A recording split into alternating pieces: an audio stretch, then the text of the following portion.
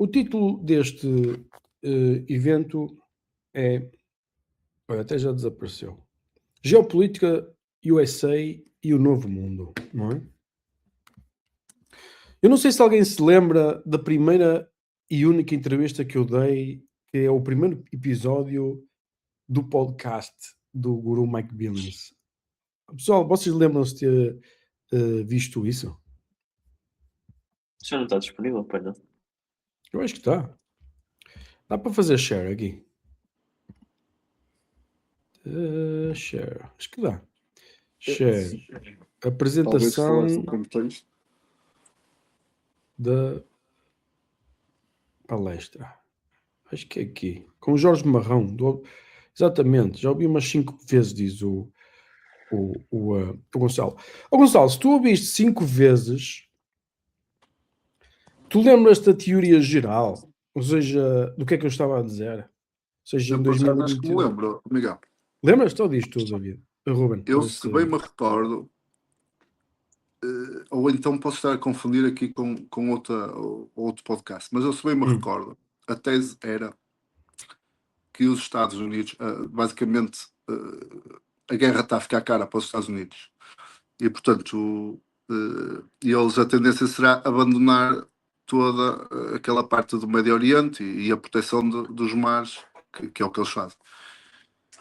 E que, no fundo, como lhes está a ficar caro, eles vão abandonar isso e vão ficar só ali com a parte do Atlântico e virarem-se ali para a América do Sul, que é o que está a acontecer.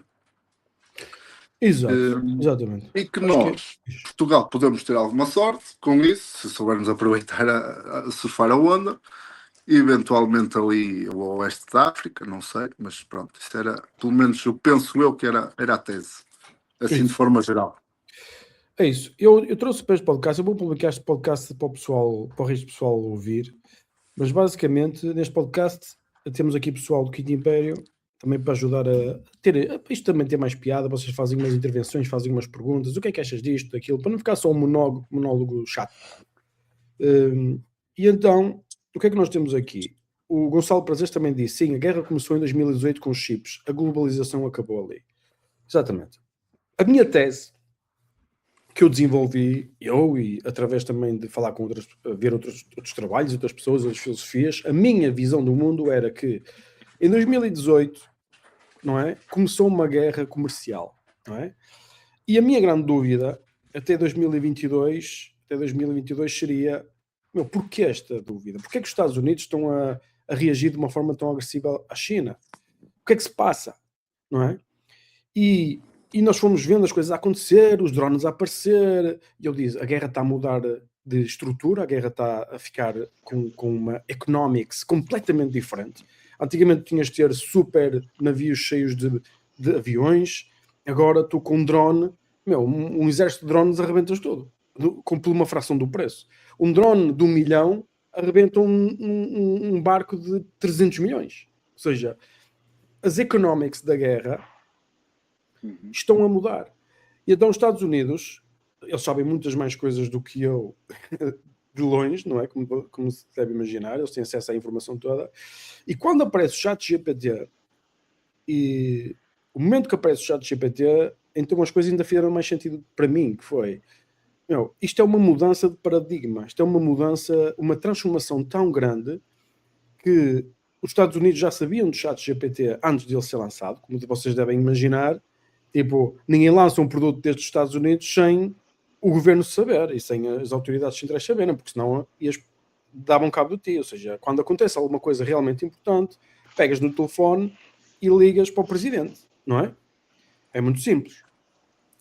E então, eles devem ter já mostrado, olha, o que está a acontecer, o AI agora é assim, tem esta capacidade, isto vai mudar o mundo.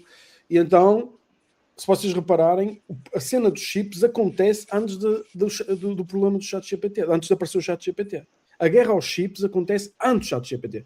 Quando os Estados Unidos bloquearam os chips à China, eu disse, qual é a razão? Porque os Estados Unidos estão a levar a China para a idade das trevas. Ou seja, onde não há chips da última geração. Ou seja, era muito estranho. O ChatGPT fez sentido. Pronto. Então, o que é que eu tenho assistido ao longo desse tempo todo? Eu tenho assistido esse fluxo, não é? Eu tenho assistido o início de uma guerra com com a Ucrânia e a Rússia, não é? Criar destabilizar o mundo cada vez ficar mais destabilizado, não é? Ou seja, tensões, vocês já devem ter visto o que tem acontecido, o problema que agora que existe entre o Vietnã e o Camboja, não é? Os conflitos que vão aparecendo do mundo ali e acolá, ou seja, o problema de Taiwan, o problema da Venezuela, ou seja, isto está tudo super instável. E o que eu vejo é que aquela ideia que nós tínhamos o que os gajos da geopolítica chamam de Pax Americana, que é a paz criada pelos americanos, não é? Onde os americanos, basicamente, através da sua força militar, garantem a paz e a livre circulação de mercadorias pelo planeta Terra, não é? Porque é impossível tu circulares um container da China até o Portugal se não houver realmente um exército global, porque se houver, basta haver um conflito no meio e o barco não passa, não é? Vamos imaginar que ali no Estreito de onde estão a passar aqueles navios ali do Iémen, os gajos tinham mais poder e não passava nenhum navio para ali. Tem que ir para a África do Sul. Imagina que há ali um país, sei lá, Somália, que também não deixa os barcos passar, ou a África do Sul, não é? E diz, eu preciso receber uma fee maior para os barcos passarem aqui. Ou seja, deixa de haver livre comércio, não é? Então, esta Pax Americana é mantida pelos Estados Unidos. Para mim, a troca é muito simples. Os Estados Unidos não produzem merda nenhuma em termos de bens e serviços, e basicamente é assim, os Estados Unidos mantêm a paz no mundo, e o mundo paga aos Estados Unidos sob a forma de inflação. Não é? Os Estados Unidos entregam notas, dólares, e dão liquidez ao mundo, e recebem produtos e serviços muito baratos.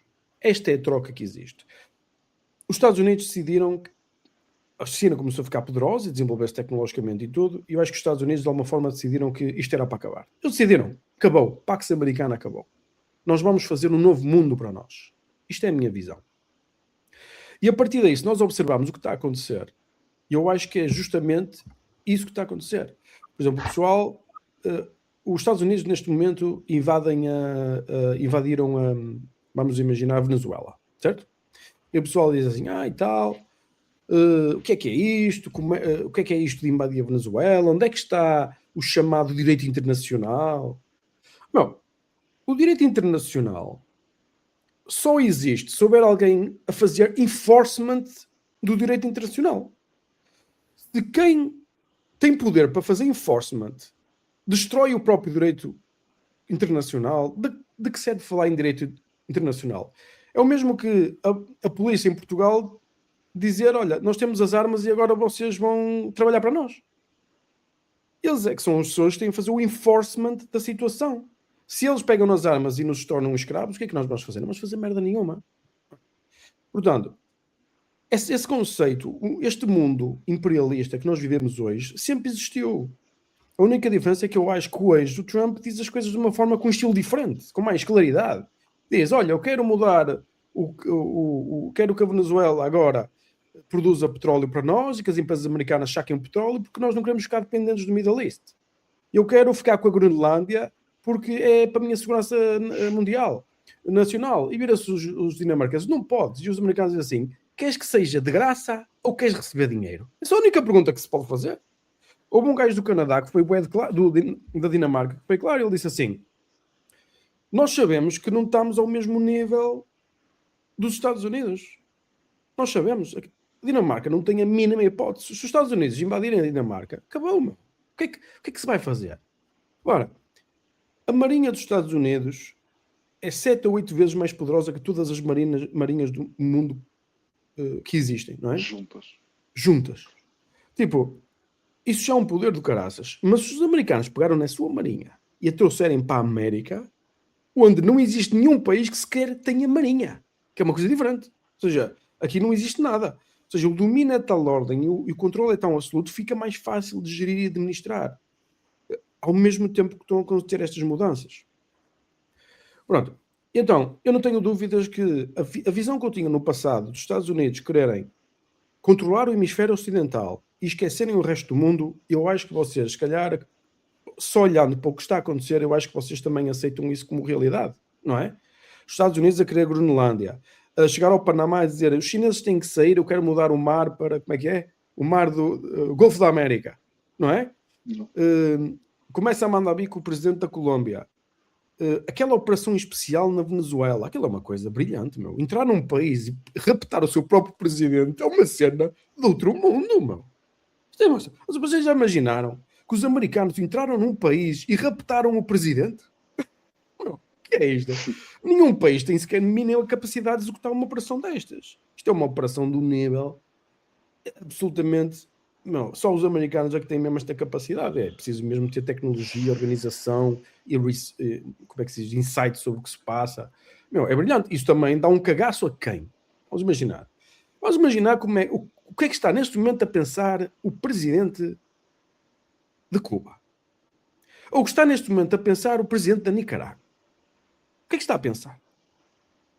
Ou seja, o que eu estou fodido, basicamente. Sim, ou seja, estes gajos, se entraram na Venezuela, que é um país 10 vezes mais potente que a Cuba, e conseguiram raptar o presidente, eles raptam-nos a todos a nós. Ou seja, já não há sítio para estar seguro, não é? E eu acho que este é o sinal. Eu acho que a Venezuela primeiro é um sinal de que, as regras mudaram. Isto é para baixar a bola e para fazer o que nós queremos. Se vocês não baixarem a bola, nós vamos tratar da saúde. Isto é o primeiro sinal. A cena da Groenlândia não fica resolvida. Daqui a um ano está resolvido. A Dinamarca vai vender a Groenlândia. Certeza absoluta. Ou vai vender, vai ter que aceitar, vai fazer um acordo qualquer, vão arranjar ali uma coisa para limpar a face, mas não há hipótese. Os Estados Unidos decidiram o que é que vão fazer, a cena vai acontecer. E o pessoal pode reclamar, direito internacional, vale a pena reclamar. O mundo sempre funcionou assim. Quem tem as armas é quem manda. Ponto final. Não é? E o pessoal quer se proteger e usa essa estrutura ética, que é, eu para me proteger, tenho que garantir estas cenas, não é? Basicamente é assim. Agora, isto vai acontecer, montamos este framework dentro da nossa cabeça. Montamos este framework de que isto realmente é verdade. Os Estados Unidos querem vir para o mundo ocidental e querem criar a sua independência. Certo? Imagina, este framework. Então, o que é que eles têm que fazer? A primeira coisa que eles têm que resolver é a questão da alimentação, não é preciso. Eles são o maior produtor agrícola do planeta Terra. A questão da energia também não é preciso, sinceramente. Eles são o maior produtor de combustível do mundo e de petróleo. E de gás. Aqui o gás é de graça, literalmente. Agora, a questão é, o petróleo tem particularidades, não é? Que é... As particularidades que existem no petróleo são eu acho que vocês devem já ter visto que o heavy crude é diferente do light crude, medium crude, ou seja, existem diferentes tipos de petróleo que têm diferentes tipos de refinarias. E as refinarias do sul dos Estados Unidos são todas baseadas em heavy crude, que elas foram construídas já há muitos anos atrás. E então, os Estados Unidos já têm uma certa independência de heavy crude que vem do Canadá, não é? Eles já importam muito, têm que trazer lá de cima, até que abaixo, custa mais dinheiro, tudo bem. O petróleo da Venezuela não é um petróleo barato. É dos petróleos mais caros do planeta Terra de sacar. Ok? Mas vamos montar o palco para os Estados Unidos. Eles têm as refinarias, não é preciso só ter petróleo, é preciso ter petróleo e refinarias. Eles dizem assim, quem é que está a usufruir do petróleo da Venezuela? Está a usufruir a China, não é? Está a usufruir a Cuba, com petróleo subsidiado. O regime cubano está absolutamente de rastros, porque se já estava com a economia de rastros, agora a deixar de ter petróleo subsidiado é para morrer. Não deve durar muito mais tempo. Eu não acredito que o regime cubano dure mais 2 anos. Se durar mais 2 anos, os Estados Unidos vão-nos tratar da saúde antes, mas eu acho que ele vai acabar. Então, basicamente, e são outros regimes, digamos, ligados mais contra a América, que usufruem do petróleo venezuelano. Outra situação é, a Venezuela está muito perto dos Estados Unidos. Já existem drones que têm capacidade de sair da Venezuela e atacar o território americano continental. É muito perigoso para os Estados Unidos, eles querem manter segurança. E terceiro, é uma mensagem para todos os outros líderes que existem na América do Sul e América Central. Os Estados Unidos têm mandado várias mensagens e vocês de certeza que se lembram lá do Maduro a dizer anda-me buscar. Eu dançar. E eles foram. Vai descachar a rir. Anda-me buscar. E eles foram. Cuidado. Portanto, eu acho que fazia outra cena muito importante é a Chevron ainda sempre esteve na Venezuela, não saiu da Venezuela, e a Exxon, que é a ICE que pertence à Exxon, está ali na Guiana Francesa, que é muito, muito perto. Só para vocês terem uma ideia, os Estados Unidos têm toda a infraestrutura de produção petrolífera a 150 milhas dos campos principais da Venezuela, que é como se fosse zero distância para essas empresas. Ou seja, já está toda a infraestrutura a fazer offshore, que é exatamente o que eles precisam. Portanto, eles andam lá a falar quando é que vamos ter mais petróleo, mas isso é insignificante, porque os Estados Unidos também não querem baixar o preço do petróleo, porque eles ganham um bué de dinheiro com petróleo. Eles querem garantir é que o resto do mundo lhes compre o petróleo a eles, não é? É isso que eles querem garantir. E agora vamos imaginar. Tu vais resolver o problema da Venezuela, dás aquele sinal, o resto dos países começa a se adaptar a esta realidade. Possivelmente a seguir será Cuba, ou será Nicarágua, ou será Nicarágua, se calhar é tão pequeno que eles fazem um golpe de Estadozinho e resolvem aquela cena, aquele insignificante. Mas será também o Brasil. Com a certeza que o Brasil vai ter um papel, os Estados Unidos vão apertar o cerco ao Brasil, isso não tenho dúvidas. Acho que será um dos próximos, se não for a próxima vítima, pegam naquele argumento de que, vocês são uma ditadura e não sei o que mais, usam as pessoas que estão, digamos, exiladas do Brasil nos Estados Unidos, começam a criar uma narrativa qualquer e pumba, vocês mudam, vão lá buscá-lo, ou vão lá buscá-los. Exato. Porque eles já lhes começaram. Ou vai lá buscar, olha, que não há de ser muito difícil. Repara, porque todo o Brasil vive perto da costa, não é? Ou seja, basicamente metes os barcos onde quiseres e pumba, vais lá buscar quem quiseres. Pronto. O que é que eu acho? Acho que talvez não agora, mas daqui a um ano, quando os Estados Unidos tiverem a questão quando os Estados Unidos não precisarem mais de importar heavy crude do Middle East, não é? Eu acho que eles, se calhar, podem fazer com que vamos imaginar esta teoria. Vamos imaginar que os Estados Unidos, neste momento, produzem, se não me engano, 19 mil milhões de barris por ano. Eles consomem cerca de 14 mil milhões. Mas eles ainda estão a importar por causa do heavy crude. Imagina que eles sacam mais 4 mil milhões, 5 mil milhões dali. Significa que eles têm um consumo de 15 mil milhões de petróleo e estão a produzir 25 mil milhões. Vamos imaginar estes números. 25 milhões de barris por dia. Significa que eles têm que exportar 10 milhões de barris por dia, não é? Ou seja, é bué de dinheiro, não é? Uma forma de ganhar dinheiro como merda, deixa eu ver quanto é que é 10 milhões de barris por dia.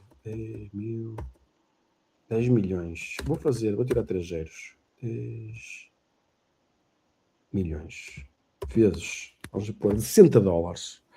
Dá 600 milhões por dia. Deixa eu ver se isto é dinheiro relevante para os Estados Unidos agora. 600 milhões por dia vezes 365 dá 220 bilhões. Só dá isto. Isto são trocos para a América, meu. 10 milhões vezes 60 600 milhões. Porque o pessoal diz assim, e tal, o petróleo, eles vão lá roubar o petróleo. Aquela conversa que vocês ouvem. Os Estados Unidos querem o petróleo e querem o petróleo. Mas a realidade é que isto não passam 220 bilhões. Os Estados Unidos gastam 1 bilhão só no exército. Isto para eles é peanuts. Isto não é dinheiro. Querem ir para 1.5? 1.5 trilhões. Não é trilhões. Não, é 1.5 trilhões. Isso, 1.5 trilhões. Trilhões? Há 1.5 trilhões. 1.5. Se vendesse o petróleo todo a preço de lucro, era apenas 230 bilhões. Ou seja, isto basicamente para os Estados Unidos não é por causa do petróleo. Não é por causa do petróleo. O petróleo é peanuts para estes gajos. Ou seja, e o petróleo de lá este petróleo custa, se não me engano, $45 ou caraças a produzir, é bem de caro. Pronto, eu acho que tem muito mais a ver com questões de segurança nacional do que petróleo, sinceramente. E, Miguel, não terá também... petróleo para $120, aí se calhar já ganhavas mais algum dinheiro, mas não sei. Mas diz, Rubem. Mas não estará também relacionado também com essa tese, não é? Que, da aproximação ou do controle da parte da América do Sul, abrir mercados, liberalizar ali um bocado os mercados para, sei lá, para abrir, digamos, a economia para aquele lado, não é? Eu acho que isso... Não, tudo bem, mas percebes? Criar um Nós bocado estamos a falar, os ali Estados Unidos são uma ali, economia se vai de 15... largar o outro lado. Para, os Estados Unidos são uma economia de 15 trilhões, certo? A Venezuela são uma economia de... Eu não digo que é a Venezuela que vai fazer moça. Eu estou a dizer isto é um processo. E a Venezuela está a começar, está a ter o início de um processo. Sim, mas estás a dizer que os Estados Unidos vão ganhar muito dinheiro com a Venezuela? Não. Eu estou a dizer Então. que a Venezuela é o princípio de um processo que eles, digamos, de liberalização da América do Sul. Isso sim, sem dúvida. Para liberalizar o mercado, abrir economicamente para toda a América do Sul. Isso. Se me disseres que os Estados Unidos querem não que estou sejam a condicionar isto à Venezuela. Exato. Repara, se tu imaginas, se abris fábricas e se abris o mundo da África do Sul, o México é um sítio, neste momento, é o maior exportador para os Estados Unidos. Ou seja, tu precisas de mão de obra barata para manter o mesmo registro. Se vais produzir as merdas para aqui para os Estados Unidos, fica tudo bem de caro. Enquanto não houver robôs. Não é? Quando houver robôs vai ficar mais barato. Mas se eles podem usar a mão de obra destes países e para fazer lá fábricas e para produzir lá merdas que tu não queres produzir nos teus próprios países, como por exemplo os rare earth minerals, não é? Que são raras. Sim, que são tipo, eles não são raros, eles são super poluentes de produzir, estás a perceber? E ninguém os quer produzir. Essa é a razão, porque aquilo não é raro, aquilo existe em todo lado. Agora, a China produz assim nos desertos e tem lá cenas e tem essa cena e tipo, eles não querem produzir definitivamente isso no seu território, querem que seja feito noutros sítios, sei lá, no deserto da Bolívia ou qualquer cena, se calhar querem que façam-se lá fábricas e Bolívia é outro sítio que eles vão limpar, não é? Bolívia, sem dúvida. Portanto, eu acredito que é mais isso que estás a dizer, é uma questão de segurança, liberalizar o mercado, criar, mais prosperidade na zona e ter mais aliados ali. Mas o primeiro ponto que eu acho que é interessante é esse. É o ponto de dizeres assim, ok, eu dei um sinal, vou controlar a minha região. E mudei as regras do jogo de uma forma ainda mais agressiva do que tenho mudado até agora. O segundo ponto é tu chegares ali e parares com o petróleo da Arábia Saudita. Ok. Nesse caso, quem é que apanhava na cabeça? A China, não é? Ou seja, a China é o maior importador de petróleo da Arábia Saudita, se não me engano. Acho que 40% ou 50% do petróleo da China vem da Arábia Saudita. Imagina que agora não sai nenhum petróleo de lá. É um cataclismo económico na China, literalmente. Imagina o que é os Estados Unidos terem petróleo e a China não ter. Ou seja, é o fim do mundo. Eu acho que isso pode ser uma arma... pode não ser usada, mas é tal hora tão poderosa que pode ser usada em termos de... como se te apontasse uma arma à cabeça. Dizer, ou fazes isto ou não há petróleo ali. Estás a perceber? Outra situação é... eu acho que isso cria essa dicotomia de poder, ou seja, os Estados Unidos com uma posição muito mais vantajosa. Os Estados Unidos começam a fazer nearshore de quase toda a sua produção. Não sei se isso vai acontecer, não sei se há possibilidade disso acontecer. Mas começa o resto do mundo a viver muita mais instabilidade e isto fica a ser basicamente o único sítio do mundo onde está sossegado. Pode acontecer uma coisa dessas, sinceramente. E eu acho que eu, se fosse americano, fazia exatamente o que eles estão a fazer. Eu acho que é a coisa mais inteligente a fazer, na minha opinião. O Trump apenas é um gajo bué de claro e diz, as coisas são assim. Vocês, antigamente, se calhar outros presidentes tinham outro estilo, faziam uma cena mais, estás a perceber? Do tipo, mais under the rug, ou seja, escondida, mais subtil. E este gajo não, chega ali, abre a boca e diz, vai acontecer isto, não é? Sim, percebes? arranjavam pretextos, criavam narrativas para a população também dar apoio, para se poderem fazer o que queriam. Exato. É um Isto, estilo diferente. isto é Este é mais ou menos, mais objetivo. isto é mais ou menos a cena de isto é a visão, é o palco que eu tenho estabelecido desde 2021 e que vou vendo se funciona assim ou não. Sobre a questão da moeda de reserva, eu acho que não há nenhuma moeda que possa ser utilizada. Os Estados Unidos estão a amarrar a cripto através da legalização agora das stablecoins. E as stablecoins são stable porque estão a usar dólares americanos, ou seja, basicamente não muda merda nenhuma. Sei o que eu quero dizer? Ou seja, estás a usar cripto e na realidade estás a usar dólar, não é? Portanto, eu acho que aí não vai nada mudar, nem há nenhum país que tenha poder suficiente para produzir liquidez suficiente no mundo para tu começares a usar a moeda desse país. Essas conversas dos BRICS, para mim, é tudo conversa, não é? Eles não confiam uns nos outros, percebem o que eu quero dizer? Eles confiam no senhor dólar, eles não confiam no real brasileiro, no ian, não confiam nada disso. Portanto, vamos ver aqui algumas perguntas, se calhar, para contextualizar aqui a conversa num panorama que seja interessante para vocês. Diz aqui o Raimundo, vou pôr aqui a pergunta. A intervenção dos Estados Unidos na Venezuela poderá ser interpretada como parte de um rearranjo tácito das esferas de influências globais, no qual Washington reforça o seu domínio no hemisfério ocidental em troca de uma maior margem de manobra estratégica da Rússia na Ucrânia, na China e Taiwan? Não, absolutamente. O acordo já está tudo feito, não é? Ou seja, o mundo já está dividido, sabem? Ou seja, não vejo porque seria diferente, sinceramente.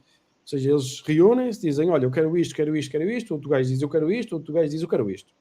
Não é? Alguém vai ficar a perder. E se querem a minha opinião, quem vai ficar a perder vai ser a Europa. A Europa acho que está numa situação, na pior situação de todos estes países. Até acho que é pior do que a Rússia. E agora, com a cena da Groenlândia, muito pior. Como é que fica a Europa? Isto vai Não, ter que aceitar que dói menos. exato. E o que eu acho é assim, a cena da Groenlândia eu vejo desta forma, que é, a Groenlândia neste momento pertence à Dinamarca, certo? Então, a Dinamarca é o maior parceiro estratégico dos Estados Unidos na Europa. Se a Dinamarca ceder a de Groenlândia aos Estados Unidos, se calhar é sinal que a Europa vai ser mais ou menos protegida pelos Estados Unidos. Se isso não acontecer, acho que nós na Europa estamos feitos ao bife. Se o pessoal... por exemplo, estás a ver aquela cena quando aconteceu de o Nord Stream ter sido destruído e a Europa começar a comprar petróleo aos Estados Unidos? Isso é um bom sinal na medida em que tu estás a dar aos Estados Unidos o que querem. Lembram-se quando, por exemplo, os Estados Unidos convenceram a Europa a dar dinheiro à Ucrânia para comprar armas aos Estados Unidos? Ou seja, isso também é um sinal que a Europa está a ceder aos Estados Unidos. E se querem a minha opinião, eu acho que nós temos que ser parceiros dos Estados Unidos, nós temos que baixar a bola, estás a perceber? E ter uma boa parceria, perceber que a nossa posição é muito frágil, como o Japão fez, não é? E se nós fizermos isso, tudo bem. Se nós tivermos gente convencida que pensa que a Europa é uma coisa que já não é, eu acho que vamos todos pagar a fatura, porque os Estados Unidos vão nos virar as costas completamente. E aí não vai ser bonito. Ora, vamos ter que estar atentos a ver o que acontece, não é? É um bocado isso. Diz aqui o José Filipe. Vamos ver o encontro entre Trump e Xi em março e abril e o que vai ser. Aí. Tu estás aí online, não estás? Acho que não está a dar. E é que vamos efetivamente conseguir perceber mais alguma coisa. Eu acho que estes acordos é só para estas cenas é só para a fotografia, meu. Tipo, isto já está tudo. O Trump só vai à China se o acordo já estiver feito. Eu não acredito que vais para lá fazer um acordo, meu. Isso não é... Eu, estrategicamente, se estivesse a negociar um acordo, não fazia assim. Eu, primeiro, só vou lá tirar fotografias se já tiver as merdas que eu quero, senão não vou. Percebes? Cancelo, adio, até que esteja tudo resolvido. Não, tu hoje não precisas de falar verbalmente para estás em comunicação e coisas assim, não é? Eles têm redes especiais e ligações diretas, não é? Portanto, eu não vejo isso. Pessoal, alguém queria fazer uma pergunta do pessoal aí que... Quem é que tinha que fazer perguntas aí? Quem é que era, Mário? Era o João Leite e o Bruno. João? Como é? Está tudo? É assim, Está tudo. olha, uma coisa que eu não ouvi desde o início, mas tu achas que imagina, não é? Temos eleições daqui a 3 anos, outra vez nos Estados Unidos. Tu achas que esta política internacional dos Estados Unidos, isto era tipo já Eu posso aproveitar este silênciozinho, que há aqui uma coisa interessante que eu não sei se há... Mas não... Desculpa, Hoje Ruben, está, não estás a ouvir o João a falar? Não. Mas ele está a falar. Estás-me a ouvir? Estavas-me a ouvir. Eu Não ouço. estou a ouvir, não. Só te estou a ouvir a ti. Mas tens algum problema porque ele está a falar? Eu digo-te quando ele deixar de falar. Diz, João. Não, estava-te a perguntar só se achas que não é, temos eleições daqui a 3 anos, e se tu achas, mas tu achas que com Trump, sem Trump, a política internacional é sempre a mesma coisa? Pode ser mais vistosa, pode ser mais escondida, pode ser... Isto já é tipo um plano que já estava traçado, seja com Biden, seja com Trump. Existe aqui uma maneira mais agressiva de o fazer? Ou achas que isto pode mudar completamente? Porque parece que os Estados Unidos nunca mudam, não é? A política internacional. Tu vês o Obama e aquilo continua, tu vês a seguir vem o outro e... Internamente as coisas podem funcionar de maneira diferente, mas internacional parece que é sempre a mesma roda, não é? Que é tipo... Não é como se faz política aqui em Portugal. Portugal também não tem interesse nenhum internacional, mas parece que existe um plano, não é? Que não foi traçado pelo Trump. Às vezes a malta tem aquela coisa que o Trump executou isto, não é? Ele é que é o maluco e que faz essas coisas. Mas eu acho que, quando olho para isto, parece-me que já era uma coisa... Parece que já estava tudo mais ou menos definido como é que ia ser, e ele é só mais... a pessoa que está a pôr a mão na massa e mais rapidamente. Mas acho que se ele sair... Imagina, temos eleições, ele sai. É o que dá uma razão. Acho que até, provavelmente, se calhar sairá, mas para vir outro... Se isto não se vai manter tudo igual, ou se... Não é? O que é que tu achas disso? Achas que é assim, ou achas que não? Dá para ser tudo. O que é que...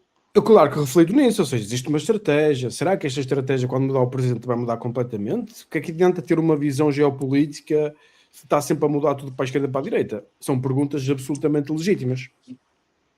E eu, como tu, tenho observado que bem o Obama tem uma estratégia, bem o Trump tem a mesma estratégia, bem o Biden a mesma estratégia, e eu disse assim, vocês lembram-se perfeitamente que vocês lembram-se do Trump dizer eu acabo a guerra no mesmo dia que eu for eleito presidente na Rússia. Lembram-se dele dizer isso?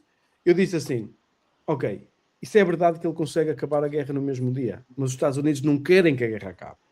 Portanto, se ele for eleito e a guerra não acabar no mesmo dia, é porque na realidade já está tudo desenhado de trás. Isto não é o presidente que define a política internacional americana. Isto aqui é um consenso que existe político, organizacional. Isto é uma estrutura muito mais... Ou seja, os americanos não brincam com a política internacional. Não há... Se tu para seres um império, não podes estar partido. Um império tem que ter um imperador. Não é? Se o império é 4 anos este, 4 anos aquele, tu não consegues fazer uma estratégia global. O império pressupõe a necessidade do imperador. E os Estados Unidos, de alguma forma, arranjaram uma forma de criar um imperador lá dentro. O imperador, o pessoal vai dizer, teorias de conspiração. Não, o imperador é o povo americano. Que tem o Congresso, ou será o Pentágono, ou qualquer coisa que trata da política internacional que diz, nós temos uma estratégia há 30 anos de domínio global. E eu acho que não tenho dúvidas que hoje era assim. Eu não vejo... Eu agora não tenho dúvidas. Eu disse assim. E o que eu disse foi esta afirmação que eu fiz. Se o Trump for eleito e não acabar com a guerra, passado uma semana, então isso é tudo bullshit. Isto é tudo um consenso que existe entre os diferentes partidos dos Estados Unidos e das pessoas e a coisa vai continuar. E a realidade é que não aconteceu. E na realidade é que o roadmap acontece como deve de ser. Agora, tu concordas com isso? Não concordas? Não foi o que aconteceu? Nada Biden, muda, sim. nada muda. O Trump começou a guerra comercial, o Biden intensificou a guerra comercial, o Trump entrou e ainda fez pior. Ou seja, o Sim. Biden não chegou ali e disse: vou corrigir as coisas do Trump. Não disse nada disso. Sim, mas a questão das tarifas e tudo, isto já vinha do Biden, só não era tão explícito como Não. foi Vinha com do este. Trump. Vinha do Trump. Começou no Trump. Sim, E o sim, mas o Biden nunca disse que não. Não o é? Biden ainda pôs mais tarifas. Exatamente. E manteve-se, estás a ver? E manteve o Biden é que começou a cena dos chips, de bloquear os chips. Foi o Biden, não foi o Trump. Não é? É que fiz, já Agora, começou. não achas que pode haver uma. Porque a questão é que às vezes, imagina, uma pessoa, os Estados Unidos, isto aqui é um bocado, não é, estão a jogar o jogo deles, eu acho que faríamos todos o mesmo, pensávamos em nós próprios, no nosso país, não é? Lógico, pensávamos nosso A cena é, não achas que pode haver reação, por muito que os Estados Unidos consigam dizer assim, ok, qualquer que seja a reação, é-nos indiferente, não é? Tipo, nós temos, ou se calhar que alguém quer reagir contra nós, não é? Mas tipo, tens a China, tens a Rússia, não pode haver aquela, chegares a um ponto que é tipo, o que é que eu tenho a perder, não é? Estamos tão rebentados, isto vai-nos, sei lá, Isso. não pode entrar aqui para a guerra, não é? Que acho que isso é o que ninguém quer. Isso. Isto não pode parecer que está assim muito traçado para ir para esse caminho. Parece que todos os caminhos vão levar um bocadinho a isso. Eu acho que sim, mas eu acho que não. Acho que estas pessoas não são idiotas. Ou seja, tu nunca deves levar um inimigo e colocá-lo numa posição absolutamente de digamos, por exemplo, como Sun Tzu, não é? Aquele livro da guerra que te diz que nunca encostes o teu inimigo a uma parede. Porque Não tem nada a perder, não é? eu não tenho nada a perder. Agora, tu repara, nós vemos esta conversa, blá blá blá, blá blá blá. Mais ou menos, o Trump chega ali e diz assim: meus amigos, eu vou fazer isto, e tu podes ficar com Taiwan. Sabes o que eu quero dizer? Chega ali à Rússia, olha, vou fazer isto, e tu podes ficar com a Ucrânia. Ou seja, isto acaba por ser uma conversa assim deste tipo. Claro que a Venezuela, a questão é, são países insignificantes em termos geopolíticos e de poder, ou seja, não fazem diferença. Basicamente, tu tens de controlar 3 ou 4 países no mundo, onde divides, digamos, controlas politicamente as cenas, não é? Mas eu não acho que seja muito difícil. Eu acho que os Estados Unidos não ganham nada em criar um mundo absolutamente só para eles. Eles sabem que têm que dividir o mundo. Mas há uma coisa que o pessoal tem que perceber. Os Estados Unidos têm que ser o império.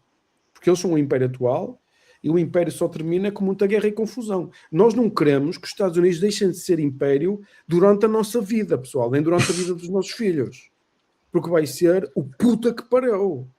Quando há uma mudança de império, é uma desgraça, mas não fica paz. Fica destruição total até que apareça o próximo império. Basicamente é assim.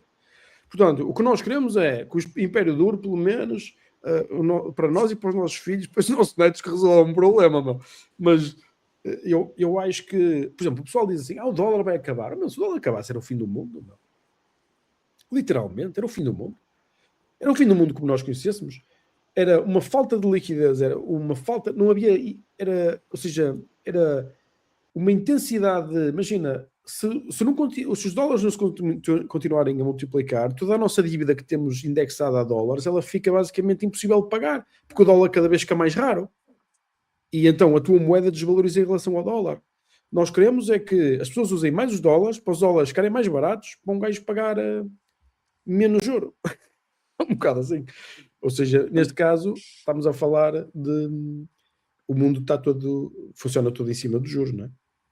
Miguel, não queres aproveitar para falar da mais recente desvalorização do dólar? E também alguém acho que pediu para falar de João Powell versus Trump. De quem? Desculpa. Do Powell. Alguém pediu para falar. O Paulo. Ok. Eu acho que é interessante essa conversa. Ok. O pessoal, nós sabemos que é assim, só para contextualizar o pessoal, esta área é um bocado confusa. Eu vou tentar simplificar o mais possível. E basicamente o que eu vou dizer para ser mais simples é... Basicamente, as taxas diretoras são definidas pelos bancos centrais, que são entidades supostamente independentes, certo? A taxa de juro é basicamente o custo do dinheiro, é o custo da inflação, é o custo do sistema bancário, vamos chamar assim. Basicamente se começa a haver, se a economia fica muito quente, ou seja, se há mais liquidez no mercado do que aquela que é precisa, as coisas começam a ficar mais caras. Vocês viram isso em relação quando houve esta cena do Covid, as casas ficaram mais caras, a comida ficou mais cara, as hotéis ficaram mais caras, tudo ficou mais caro. Então, as coisas não ficaram mais caras, o dinheiro é que vale menos. É tão simples como isso. O dinheiro como todo vale menos. Então, o trabalho do Banco Central nesse momento é criar, arranjar, usar as suas ferramentas que eles têm, que não vou explicar agora quais são, mas que eles conseguem criar constrangimento na capacidade de as pessoas adquirirem crédito ou os bancos oferecerem crédito. Por exemplo, se tu fores ao banco, porque as pessoas são um bocado assim mais básicas a fazer contas e tudo, e tu vais ao banco e dizes, olha, quero comprar esta casa, quanto é que custa? As pessoas nem fazem essa pergunta, as pessoas chegam ao banco e fazem assim a pergunta, que casa é que eu posso comprar? Que é diferente. Qual é o valor máximo que eu posso pedir ao banco? Não é? Pronto, as pessoas vão lá, chegam lá, fazem essa pergunta. Imagina, se o banco disser 300 mil, é diferente de se disser 150. Se disser 150, só entram 150 mil euros no mercado. Se disser 300 mil, entram 300 mil euros no mercado. Certo? A mesma coisa, se tu estás a pagar já a tua casa e estavas a pagar a taxa diretora a 1%, vamos imaginar que estavas a pagar 1000 euros, se ela subir para 1700, tens menos dinheiro para gastar cenas no mercado. Então, essa é a ferramenta que os bancos centrais têm para constranger o consumo das pessoas e os investimentos, principalmente em coisas de longo prazo, casas e carros e cenas assim, porque é aquilo que o juro tem mais peso, não é? O crédito ao consumo não é tão relevante.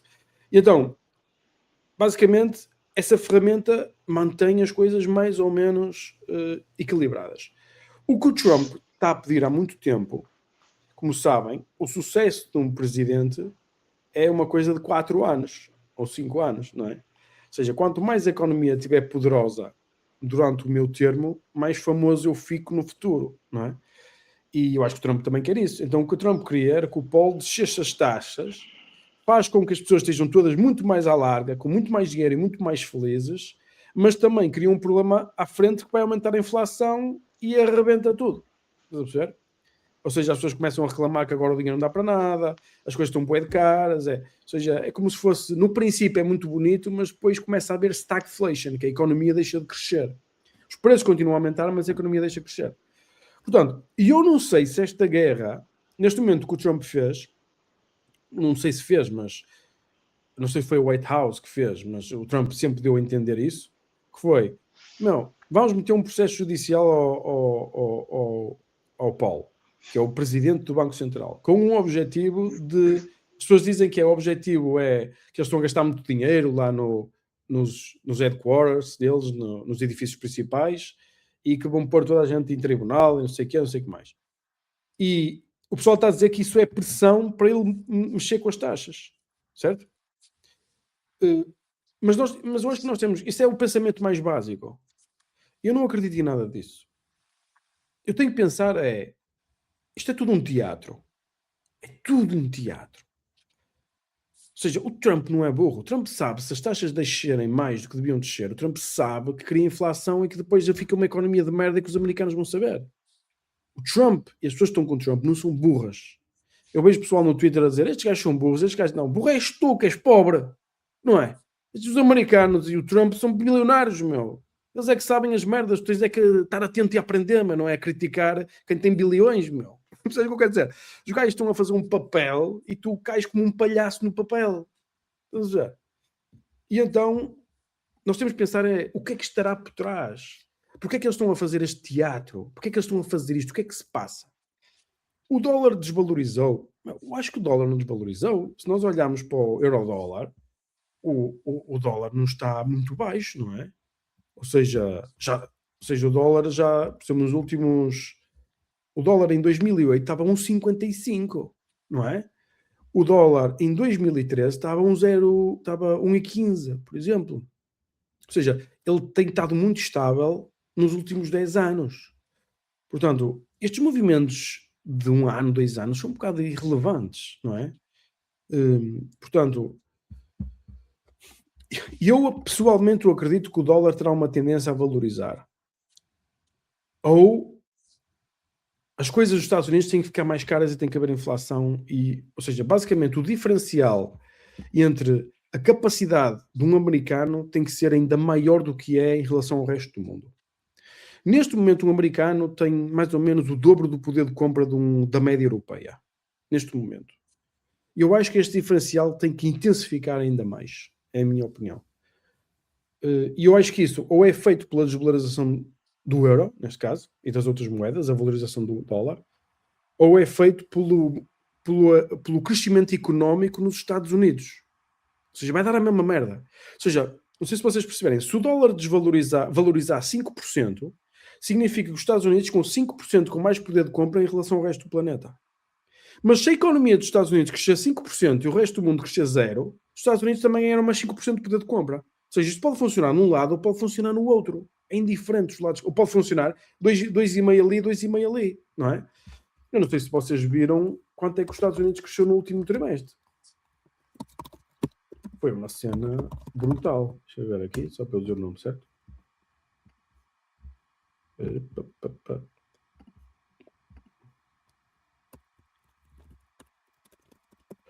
Último trimestre. Vai ver o que diz. Pronto, basicamente, eu não sei exatamente como é que vai acontecer. Imagina, os Estados Unidos cresceram 4,3%, no terceiro trimestre cresceram 4,3%. E as estimativas eram de 3,3%. Oh, isto é, para uma economia deste tamanho, é uma cena absolutamente astronómica. Ou seja, só para vocês terem uma noção, tipo, os Estados Unidos cresceram num ano o equivalente a 4 Portugais. Ou seja, é uma cena como se tivesse feito 4 Portugais de economia num ano, não é? Portanto, deixa-me só fazer aqui uma pergunta. Portanto, o crescimento está a acontecer, o diferencial, a Europa está a crescer quanto, pessoal? Vocês sabem? Ou seja, estes 4,3 já são descontados da inflação que foi de 3%. O PIB nominal dos Estados Unidos foi de 8,2%. What the fuck? Estão a perceber? Não é? Qual foi o PIB nominal da Europa? E o crescimento nominal da Europa. Eu estou a dizer, eu estou aqui nos Estados Unidos agora, meu. Eu só vejo dinheiro, meu. É dinheiro por todos os lados. Este hotel custa 1.300 euros a noite. Tem fila para fazer check-in. Mas como é que é possível, mano? Não é possível. Só que neste país é o fim do mundo. Na Europa, se faz um hotel de 1.300 euros, parece que és o King. Aqui nem te levam as malas, meu. Tipo, estás a perceber? É uma coisa surreal. Tipo, é uma coisa que os Estados Unidos têm, é um serviço assim, um serviço de luxo. Eu nem sei se posso considerar um hotel de 1.300 dólares de luxo nos Estados Unidos. É um bocado à pobre, não é?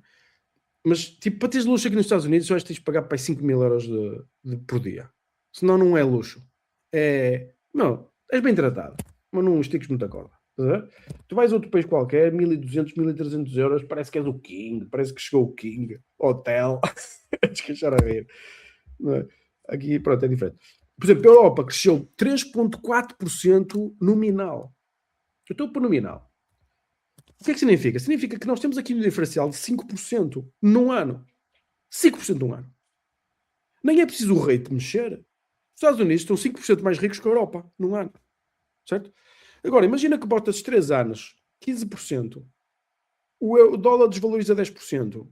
25%. Ou seja, em 3 anos, os Estados Unidos está 25% mais rico que a Europa. Ou seja, isto é tudo muito rápido. Isto funciona assim desta forma. Agora, eu não sei se vai ser pela moeda, não sei o que vai ser. Mas que este país está com uma potência económica completamente diferente do resto, que é o que eles mantêm e mantêm. Agora, eu depois gostava de falar que se nós tivermos esta visão do mundo, este contexto global do que está a acontecer, como é que uma pessoa pode usufruir disto? Esta é logo a pergunta que vem a seguir, correto? Ou seja, mas como é que a gente ganha dinheiro com esta merda? A pergunta que se tem que fazer, não é? Como é que se ganha? O negócio com o Wes. Olha, vender aos americanos, como tu vendes, João, é logo top. É como eu faço. Eu só quero vir para aqui assim. Miguel, queres produzir alguma cena? Meu, se vocês me obrigarem, eu produzo. Se não sou vendo. Mas se me obrigarem, eu produzo. Meu. Mas se não sou vendo. Ou seja, eu acho que sim. Ou seja, se vocês têm empresas e conseguirem vender para aqui e fazer um esforço para vender para aqui, eu acho que é uma coisa boa que vocês estão a vender cada vez para gente que tem cada vez mais dinheiro. e o diferencial cada vez é maior, vocês vão ser cada vez mais competitivos. Essa é uma realidade. Outra cena é tratar bem os americanos aí desse lado também, ou seja, como visitantes, não é? Se vão para aí americanos e nós tratamos bem esta gente, cada vez tem mais poder de compra e vivem mais a rei. Se calhar podem querer um dia querer ir embora da Europa, não sei, por causa de pode acontecer coisas e tal, não sei. Mas se tiveres um restaurante aí e conseguires fazer parcerias com cenas para receber americanos e tudo, o teu negócio tem mais potencial de evoluir, ou se tens um hotel, ou se tens, sei lá, alugas carros, tu queres ser o cliente americano. Por exemplo, agora também existem os mercados e estas coisas, mas vamos ver perguntas antes de falar em ações. Se vocês quiserem fazer uma pergunta, estejam à vontade, pessoal, que eu vou aqui vendo. Bira-se Gonçalves, já estão a construir nos Estados Unidos a cena dos chips, não é? O objetivo é, assim que tiverem os chips, se calhar a China vai invadir Taiwan, provavelmente. Eu também acredito nisso. Isto já está tudo assinado, não é? Assinado entre aspas, digamos assim. A TSMC já está na Arizona, é verdade. Há a questão da imigração, não sei como é que os Estados Unidos vão fazer.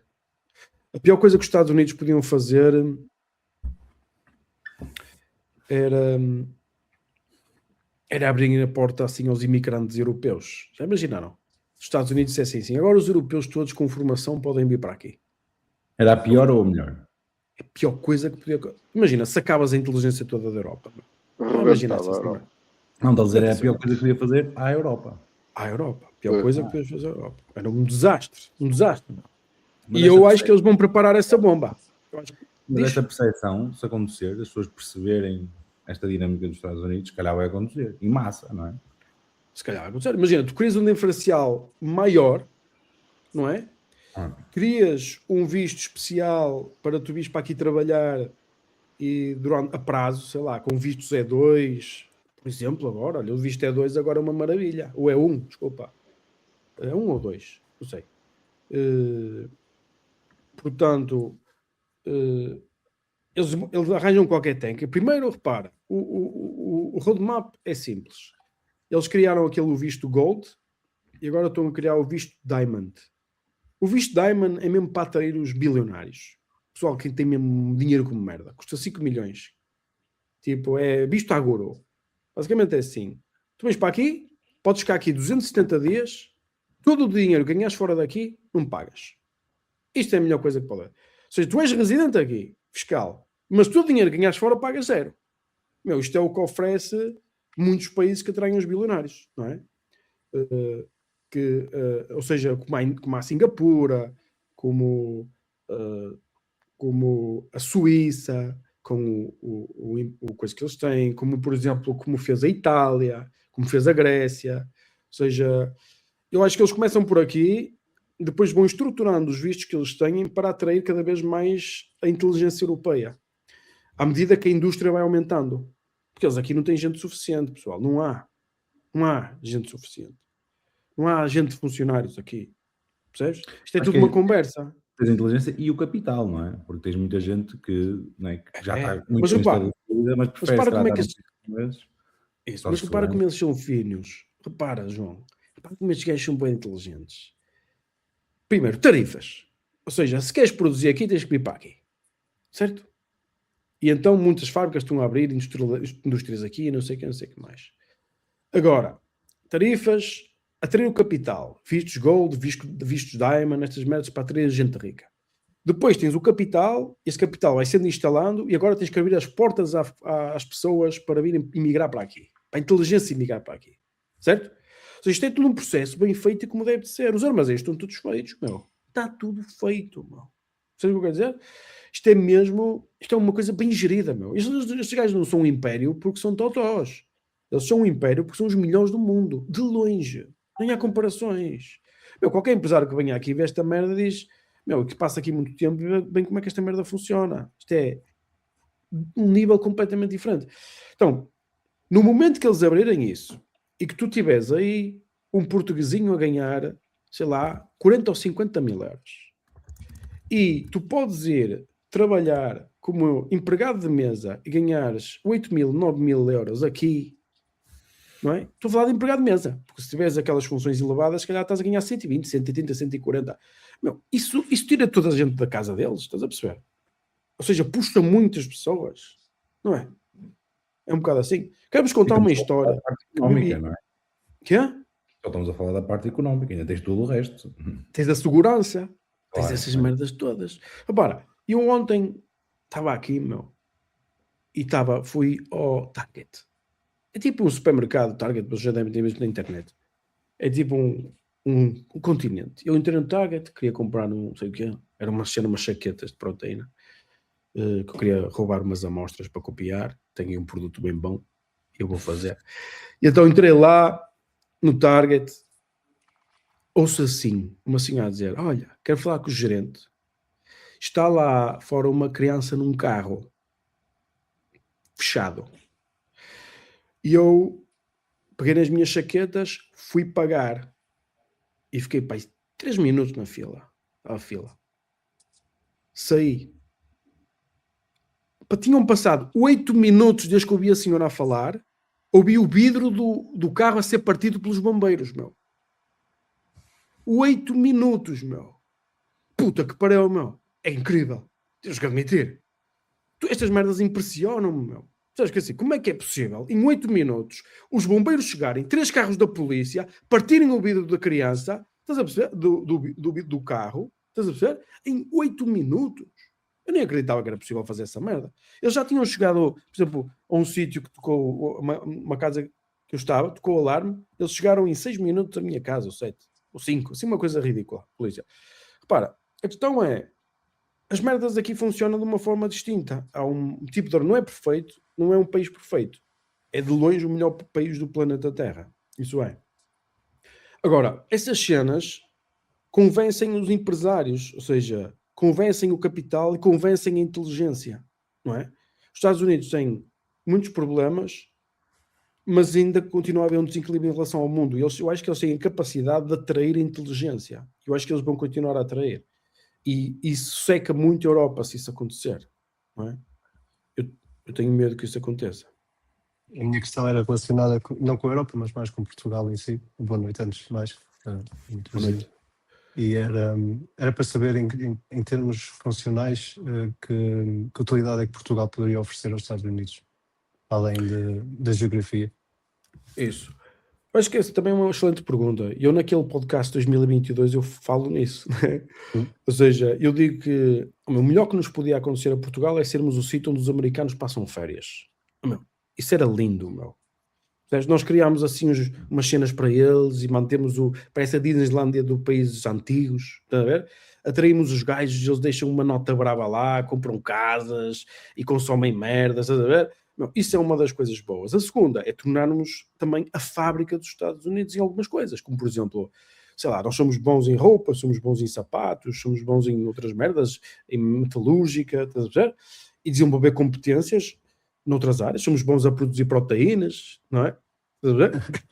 Era uma das minhas questões que eu regressei há pouco tempo a Portugal outra vez. Tenho um negócio em vários países e eu sei aqui em Portugal, abri aqui indústria também, e era mais numa vertente de tentar com que as companhias parassem de produzir e começassem a criar marcas. E agora com esta mudança estratégica americana, vejo, não é ser impossível, mas vejo uma conformidade e provavelmente voltarmos então a investir mais na nossa vertente tecnológica de produção para a América, fazia um bocado mais sentido. Qual é a tua área, Bruno, nessas fábricas? Faço fulfillment, parcel forwarding e fulfillment. Não percebi, desculpa. São três plataformas diferentes em que operacionamos. Um é parcel forwarding, ou seja, funcionamos quase como um shopping local em todos os países onde estamos anexados, onde as pessoas podem comprar através das lojas dos países. Nós fazemos a preparação e expedimos para a casa deles. O segundo é uma intermediária onde revendemos labels mais no setor de B2B. Temos contratos com as maiores distribuidoras a preços reduzidos e depois conseguimos ter vantagem em relação a isso. E o terceiro é fulfillment. Começámos diretamente com a Amazon, somos especialistas em FBA, estamos dentro da SPN deles. E depois começámos a desenvolver as nossas plataformas e ligámos, basicamente tudo. Fazemos fulfillment para... Ou seja, mas o teu negócio é fazer distribuição para outras empresas, é isso? Como se Não, fosse um 3PL. É um 3PL, mas não é diretamente para B2B, também fazemos D2C. Integramos com o Shopify, com o eBay, Isso, com todas as interessante. plataformas. Interessante. Em Portugal? Ou seja, e faz em Portugal. E começamos agora a fazer Portugal, sim. Ok. Ou seja, se eu tiver uma empresa de comércio eletrónico, posso chegar à tua empresa e contratar-te para me fazeres a terceirização. E eu enviei uma porrada de e-mails para a Project para tentar fazê-lo em Inglaterra. Mas acho que eles Exato. tiveram lá um diretor, mas depois mudaram e entretanto ficaram... Não dá. assim, Nós somos um bocado... Nós não fazemos a terceirização da logística. Para nós é muito Incrível. sensível para nós. E nós estamos a mudar o nosso sistema completamente. E depois um dia... Eu vou abrir, porque o João já me pediu... eu sei que quero ver a vossa logística. Sabes uma coisa? Eu vou abrir a logística para o pessoal do Quinto Império. Sabes o que é? Porque aquela merda vai ser toda deitada ao lixo. Por isso, eu vou-vos mostrar... Antes de deitar ao lixo, tens de dizer onde é que é o lixo. Exato, eu vou-vos mostrar o lixo. Tu dizes assim, o João vai dizer assim, Miguel, eu fico com o teu lixo, diz-me onde é que é. Desculpa, diz. Diz-me. Vou começar quando estava na minha missão para tentar perceber como é que os grandes operadores funcionavam mesmo. Por exemplo, em Inglaterra existe uma grande companhia que é a iForce, que eles basicamente funcionam só com high brands, como a Pepsi, a Tesco e por aí fora. Então, para conseguir entrar lá dentro e ter uma conversa com alguém senior, para perceber mesmo como a movimentação toda, usei a Prozis para conseguir entrar lá dentro. E, enfim, eles chamaram-nos a atenção porque eles foram ver o background da Prozis e perceberam se realmente era uma empresa que estava com um volume de aceitação da parte deles. Interessante. Olha, mas tu tens que falar com o João. João, tu não tinhas de fazer a logística lá em baixo, ou graças? Não és tu, João. Não eras tu, era o pessoal, era o do... Como é que ele se chamava? Dos vinhos? Filipe, não era? Não era dos vinhos. Era dos vinhos, era. Pois eu trabalhava com uma 3PL no Reino Unido. Tu fazes 3PL no Reino Unido, Bruno? Desculpa, tenho? Não vi. Fazes o serviço no Reino Unido, tu? Tens lá infraestrutura? Reino Unido, França, próprias nossas, sem ser terceirizadas, porque depois não fizemos franchising, mas pegámos num grupo de pessoas onde incutimos a nossa plataforma e basicamente somos nós que definimos os SOPs, mas eles operam por conta própria. É Inglaterra, Alemanha, Espanha, Portugal agora e Estados Unidos. Deixa eu falar com o Filipe. Pessoal, põe aí o Bruno em contacto com o Filipe. Acho que é Filipe que ele se chama, meu. Sou péssimo em nomes, não é? É Filipe. Não, eu estive lá com um jantar, ele esteve no meu jantar, no primeiro que eu fiz no Porto, o Filipe, e ele tem esse... Olha, o Filipe era Reino Unido e Irlanda, exatamente. Penso, é verdade. Okay. Deixa eu falar com o Filipe dos vinhos. Alguém sabe o último nome dele? Filipe que é? É Azevedo. Eu por acaso entrei logo em contacto com ele. Entrei logo em contacto com ele, mal entrei no Quinto Império e nós ainda trocámos umas mensagens, mas depois houve uns bugs na aplicação e ainda não conseguimos. Nós estamos a tentar resolver essas merdas todas. Confia. Mas eu acho que agora vamos experimentar outro sistema agora na próxima semana e vocês vão experimentar a ver se aquilo funciona melhor. Porque o sistema de chat não funciona para gente produtiva.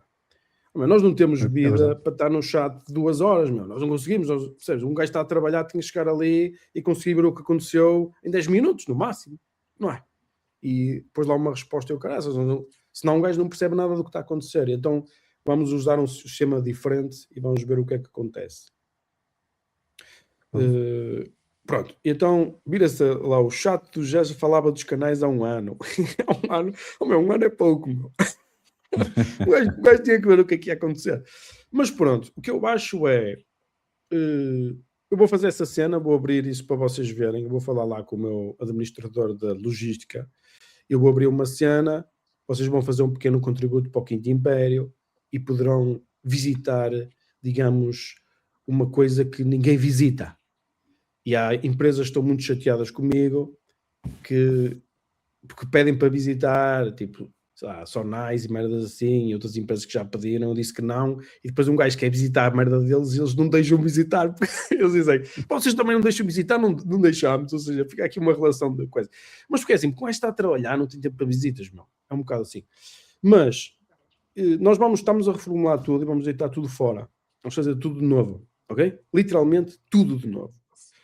E eu crio lá um sistema, vou abrir as coisas para um grupo de pessoas pequenas, sei lá, 6 ou 7 pessoas, e o pessoal passa ali uma tarde e eu vou dizer para vos dizerem tudo como é que funciona. Tudo.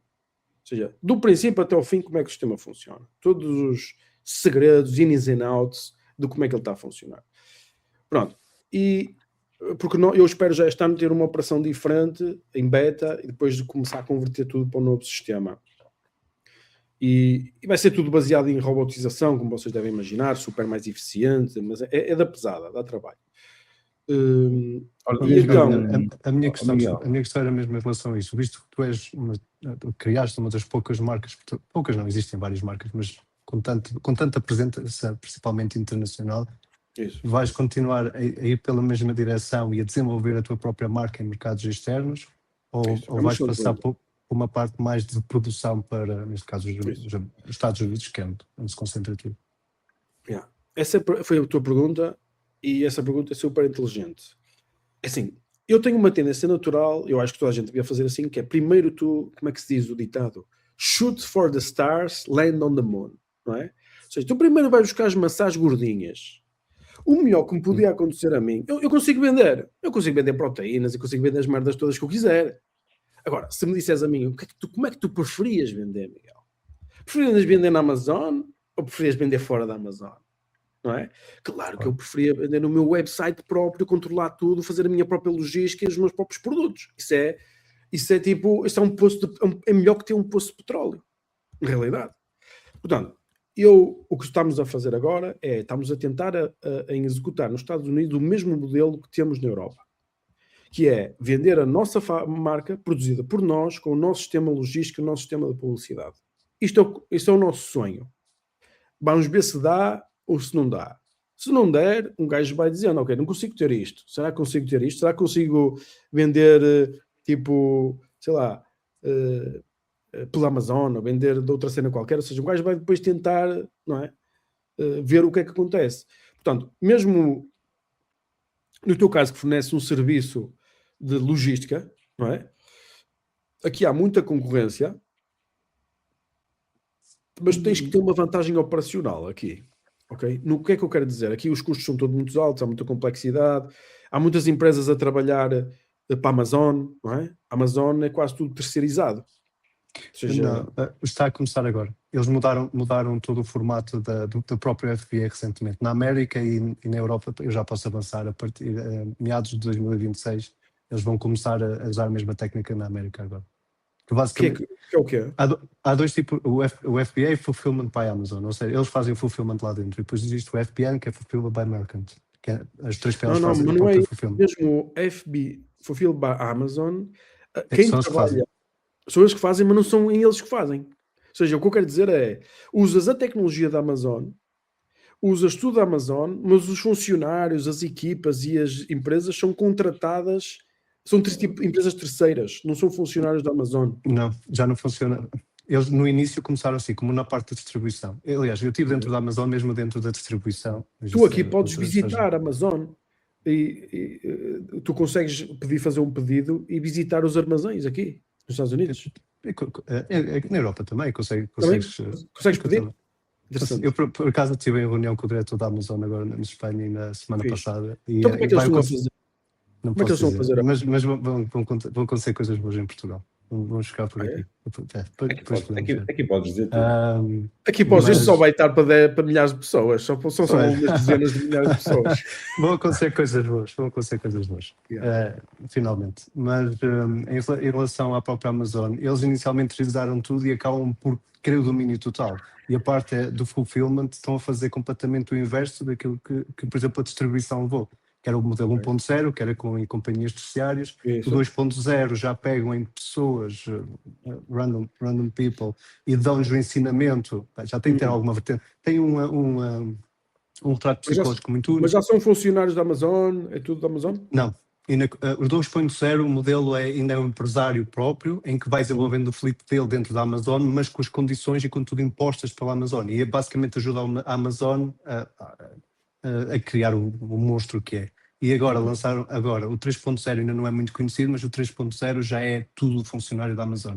Ou seja, eles aproveitaram estes últimos 15 anos ou 18 anos de distribuição, principalmente na Europa, de distribuição por terciários, basicamente para aprender com toda a gente e implementarem um sistema fortíssimo. Isso.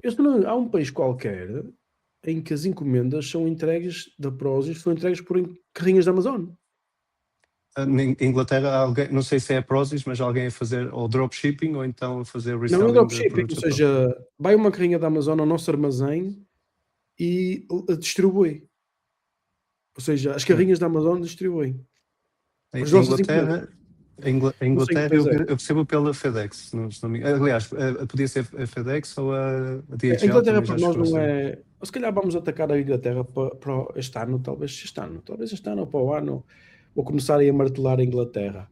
Mas é um país qualquer, é um país, eu não sei se é Itália ou se é França, é um país qualquer que ou nós usamos o preço da Amazon para ter preços melhores, eu não sei, qualquer coisa assim. Pode ser, sim. Não há Eu sei que eles estão a competir também na parte da distribuição. Eu sei que é isso. Há um jogo muito maior. Basicamente há duas companhias, uma é a Amazon, a outra é uma asiática, que estão a competir uma com a outra, basicamente por tudo. E uma é a gday.com, na parte asiática, que em termos tecnológicos eles são de longe a maior companhia do mundo. Eles que fazem as entregas por drones diretamente às pessoas, acho que é em 1 hora, 2 horas. Tem ali uma logística inacreditável, e a Amazon está a tentar abdicar daquilo que lhes consome mais tempo para investir ainda mais na tecnologia também. Exato. E E a tua essa questão do fulfillment é as equipas dentro dos armazéns são de agentes, mas que operacionam dentro. Eles depois mudaram o conceito há 3 ou 4 anos, começaram a mudar o conceito e começaram a contratar diretamente, criaram as próprias equipas e começaram a contratar diretamente, e neste momento, com a substituição robótica, o que eles estão a fazer é passar todo esse fulfillment para os 3PLs que eles confiam. Então lançaram um programa novo e só algumas companhias é que vão conseguir ter acesso a esse volume, que é, eu tenho os números e é uma coisa... Ok. Mas então, em termos de marca para a tua empresa, o que é uma marca? É tu vendes a tua própria marca ou fazes a tua logística? Estou a perceber? A minha empresa não cria a marca. O de eu olhar para aqui para Portugal, eu sou mais de serviços. Eu pessoalmente sou mais em termos de serviços e gosto de criar pontes entre vários setores.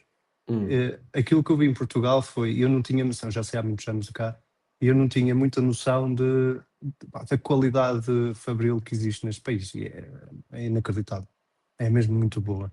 E a maior parte deles produzem fazem white label, produzem para as maiores marcas do mundo. Então comecei-me a questionar o porquê deles não próprio lançarem uma marca. Claro que isso traz uma complexidade tremenda, e mesmo em termos filosóficos, acho que não está enraizado dentro de nós como sociedade.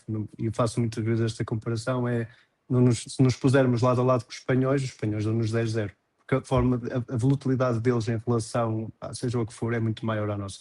Nós prendemos-nos muito àquele conceito e depois conseguimos nos especializar se calhar melhor do que todos os países por aqui fora, não é? Temos as nossas vantagens, como qualquer outro país. Mas eu comecei então a entrar um bocado mais dentro da indústria aqui portuguesa, até que alguns começaram a contactar-nos na Inglaterra para nós fazermos o fulfillment e ajudá-los na exploração dos mercados eletrónicos na Inglaterra. Ganhei curiosidade e cheguei cá e estou por aqui com companhias megalómicas, mas que não têm uma brand, não têm a marca própria. Então, ok, exato. Mas deixa-me dizer uma coisa muito importante, Bruno, que é o seguinte.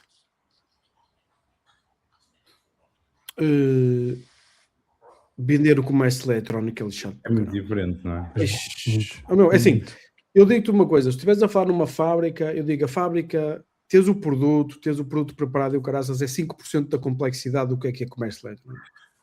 Eu não sei se já falei aqui uma vez, nós é mesmo verdade. Por isso é que as companhias que são especializadas em conseguir levar o produto no mercado eletrónico cobram, que é uma coisa, deve ser o serviço mais caro no momento. Tu tens o poder, ou seja, se tu conseguires vender, comprar produto, compras na China, fazes a tua fábrica, compras onde quiseres, estás a perceber? Ou seja, o produto não é tão relevante quando existe a oferta de produto, a menos que seja o melhor produto do planeta Terra e só tu consigo comprar, só tu consegues produzi-lo. Se houver concorrência no produto, o poder está na tua capacidade de comercialização. E é que está. E o comércio... Diz aí. Desculpem, há um bocado estava a falar, o meu micro, Eu este não meu consigo micro ouvir, não mas vá. está a funcionar muito bem. Eu estava a dizer que já me aconteceu, e estás a falar da marca e de quem produz. Nós já tivemos uma situação, fomos convidados para um evento em que basicamente eram as fábricas e nós íamos como uma marca. E posso dizer que é uma desgraça total. Porque, Porquê? Porquê é que é uma desgraça? meu, tipo, eu acho que é o tal know-how. Tipo, eles são muito bons a fazer roupa. Isso. Pronto, e é isso. Eles aprenderam E durante 30, 40 anos a fazer roupa, têm Exato. fábricas que produzem, têm todos os modelos a funcionar bem, mas quando tentas explicar que temos que fazer uma marca, a única coisa que dizem é que querem comprar o algodão 5% mais barato. E tipo, isso não tem nada a ver com fazer uma marca. Claro, Não é? claro. Eu percebo, é tipo a mentalidade do pessoal fica especializado na sua área e todas as áreas são complexas, atenção, todas as áreas têm valor e uma fábrica, eu já tive, quantas vezes estava com fábricas e eles viravam-se para mim, Miguel, nós temos tudo, só nos falta vender online. Sabes o que eu quero dizer? Eu digo assim, tu não tens nada, só te falta fazer tudo.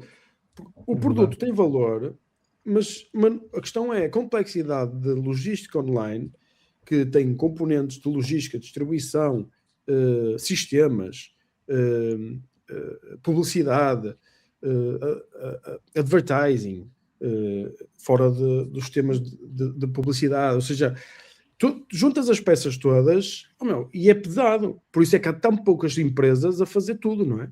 É muito raro, não é? A wholesale, Eu conheço uma empresa que houve recentemente. Hoje em dia, com as tecnologias que existem no mercado, já não é assim tão complexo. O mais difícil de tudo é sempre vender. Ponto.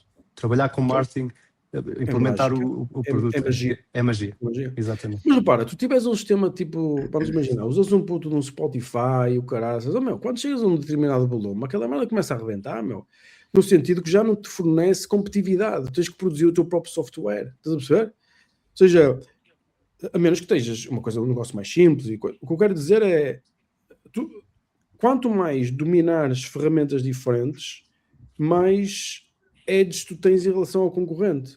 Quanto menos coisas fizeres, não é? Nós desenvolvemos coisas tudo. terceirizares, não é? Desenvolvemos tudo de raiz, tudo. E por isso é que consegues competir, senão não conseguias, se não tivesse, não é? Em relação ao parcel forwarding, estamos mesmo a nível, acho que a nível global, estamos em terceiro ou quarto lugar, a nível parcel forwarding no grupo todo.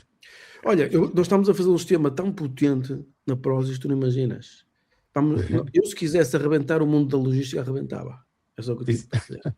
Sabes que eu uso a Prozis para tudo. Eu consigo perceber alguns parâmetros porque estou um bocado a tentar. Mas nós vamos levar isto para outro nível. Agora acredita. Agora, eu vou dizer, e o meu CEO já me disse, Miguel, tu não queres pegar nisto e vender esta merda? E fazer um tipo... Ou seja, porque ele diz, porque assim, estar a desenvolver isto só para nós e fazer para nós temos que... Porque eu quero fazer robôs e todos, estás a perceber? Quero produzir. Miguel, conhece o grupo, o Cold View? Já é... O grupo que é? É um grupo no Reino Unido, é uma 3PL gigante, aquilo é tudo com automação, não sei se o Bruno conhece. Nós até fomos convidados para ir lá agora visitar, eles até fizeram-nos... Aquilo era uma marca, estamos a falar de uma marca que faturava mais de 500 milhões, muito grande mesmo, e eles começaram com este modelo de logística a vender, imagina, eles criaram uma coisa tão potente... Vender a outra, não é? Por exemplo, eu já vi isso acontecer. Maior que a marca. Esse modelo completamente. Mas a questão é assim, mas eu tenho sempre o meu plano, a minha direção, o meu pensamento a longo prazo, eu gosto das maçãs gordas e de segurança. O negócio da logística é interessante e tal, mas como deves imaginar, as nossas margens no fim são gordinhas e confortáveis, eu tenho um domínio sobre a situação. Agora, o que o meu CEO me diz é assim, Miguel, mas é assim, nós temos que estar continuamente a investir e na frente. Então, o que ele diz é, se nós fizermos isto para outras empresas, ou seja, a escala cria benefício logístico e capacidade tecnológica até para a própria Prozis, é o que ele está a dizer. Não sei o que eu quero dizer. Não sei se percebes o raciocínio. Ou seja, o raciocínio é, imagina, desenvolvemos esta tecnologia toda, tu não podes parar, tens de estar permanentemente à frente, porque senão tu ficas para trás, ficas atrasado, ficas pouco desenvolvido, não é?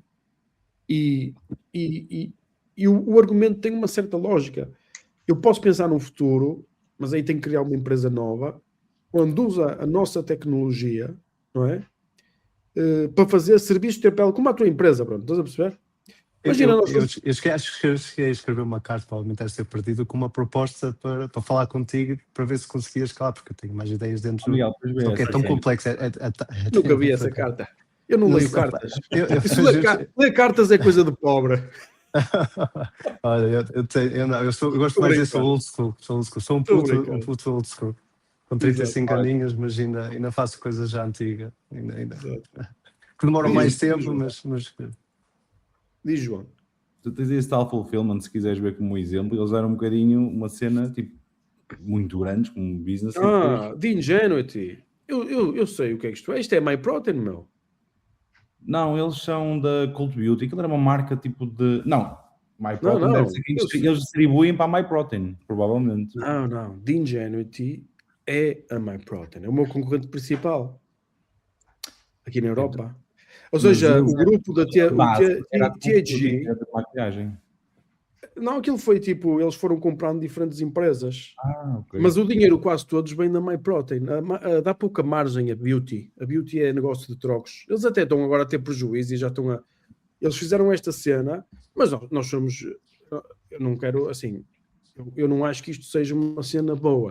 Eles tentaram nos vender os serviços a nós também. E nós dizíamos assim, nós estávamos... Se calhar vamos comprar, só para eles darem mais informação, para um gajo saber como é que esta merda funciona. E tipo, sim, nós estamos interessados, ou seja, mas isto era uma merda, sinceramente. Não é bom.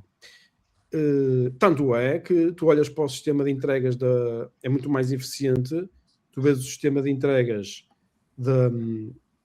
a velocidade e a satisfação do cliente da própria Prozis do que a MyProtein, em termos de entregas de encomendas, há uma diferença muito grande.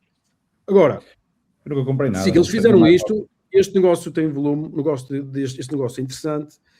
Meu, eu não estou disposto para comercializar, fazer merda desta nenhuma, que eu não tenho vida para isto, eu já não preciso de mais dinheiro, não é? Ou seja, agora, eu vou fazer tecnologia, eu vou investir na tecnologia, nós estamos na cena, eu acho que nós vamos conseguir fazer realmente uma coisa absolutamente incrível, o mais eficiente que existe, e eu quero usar essa cena para a Prozis.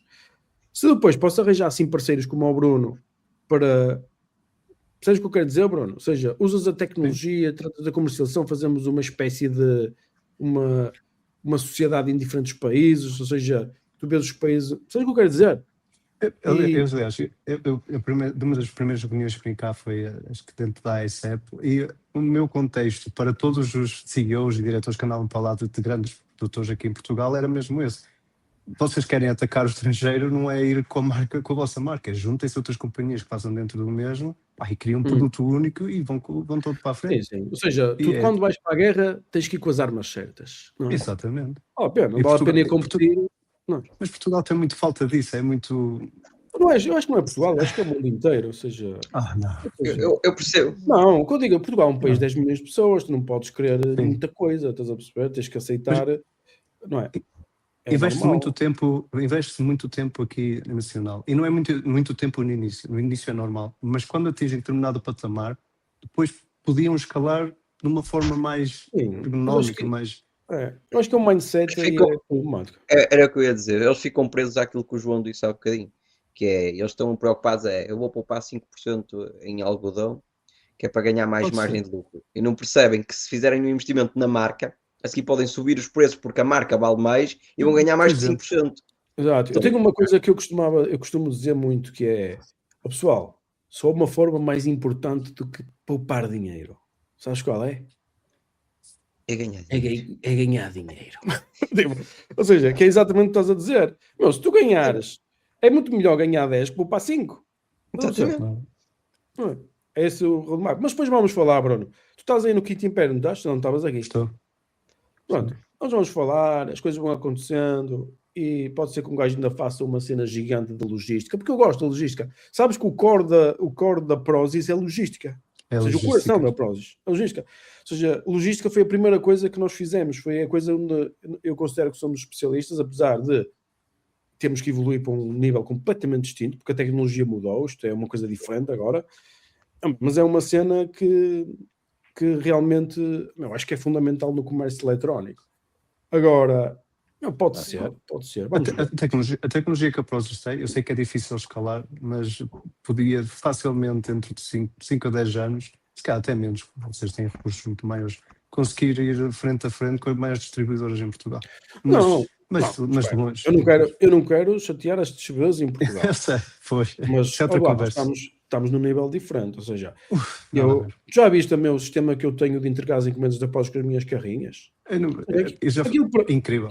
Aquilo é um beta, meu. Aquilo é uma cena para brincar. Se eu quisesse levar aquilo a sério, eu até entregava cafés expresso às pessoas quando estava a entregar a encomenda, meu.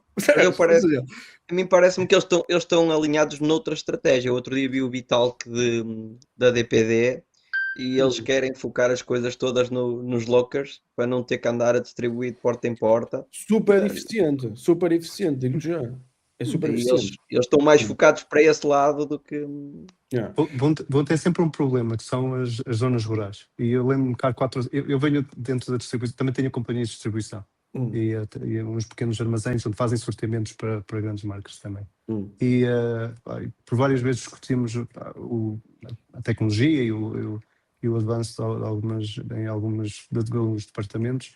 E a parte dos lockers, por exemplo, a Impost, que está neste momento, acho que está à frente no mercado dos lockers. Eles foram adquirindo companhias por onde passaram e conseguiram montar assim uma coisa bastante... Mas tu nem precisas de lockers, Bruno. Tu podes entregar por exemplo, a Prós às vezes vai a um ginásio e deixa 60 encomendas, meu.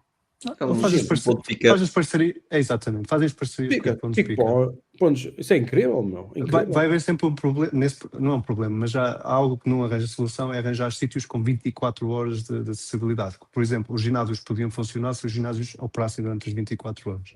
E os lockers têm mais para quem quer saber 24 horas, não é? Eu percebo. Mas eu acho que a logística é muito... Os lockers têm sempre que ter um estabelecimento comercial alocado a eles. Vou dar um exemplo. Eu já trabalhei em telecomunicações e a gente chegava a algumas localidades completamente isoladas em que as caixas do correio era num cruzamento e tinhas 100 caixas do correio e depois as pessoas iam todas lá buscar as cartas. Portanto, não vejo dificuldade nenhuma em que vocês, nessas zonas mais específicas, não é? Tivessem lá um locker com X, 100 não faz sentido. Pode não valer a pena o investimento de 100. Claro, pessoal, mas é assim, nós agora estamos a falar de logística, eu fico emocionado, ok? E se calhar vamos deixar a logística porque o tema, se calhar fazemos depois... Eu há bocado tinha escrito isso, para não fugirmos do tema, e tinha escrito uma pergunta. Se calhar vamos depois, não tem mal, depois vamos falar sobre, se calhar fazemos depois uma coisa específica sobre a logística do futuro, porque eu acho que é a coisa que vai mudar primeiro, se queres a minha opinião. Com os robôs, a coisa que vai mudar primeiro é a logística, que é onde nós já estamos a atacar. E depois até vemos essas oportunidades de criar, por exemplo... eu posso estar em condições de, em 2027, já ter armazéns automáticos, completamente automáticos, entre aspas, completamente, porque há coisas que não vale a pena. Mas já para instalar no Reino Unido, por exemplo. Ou seja, quando vou competir no Reino Unido, já vou com um armazém automático. Ou seja, tem que ser. Tem que ser, porque vais para lá pintar cenas, arranjar, fazer 10 mil encomendas, precisas de 300 pessoas. Ou seja, faz sentido, meu. Sério, faz sentido. Pronto.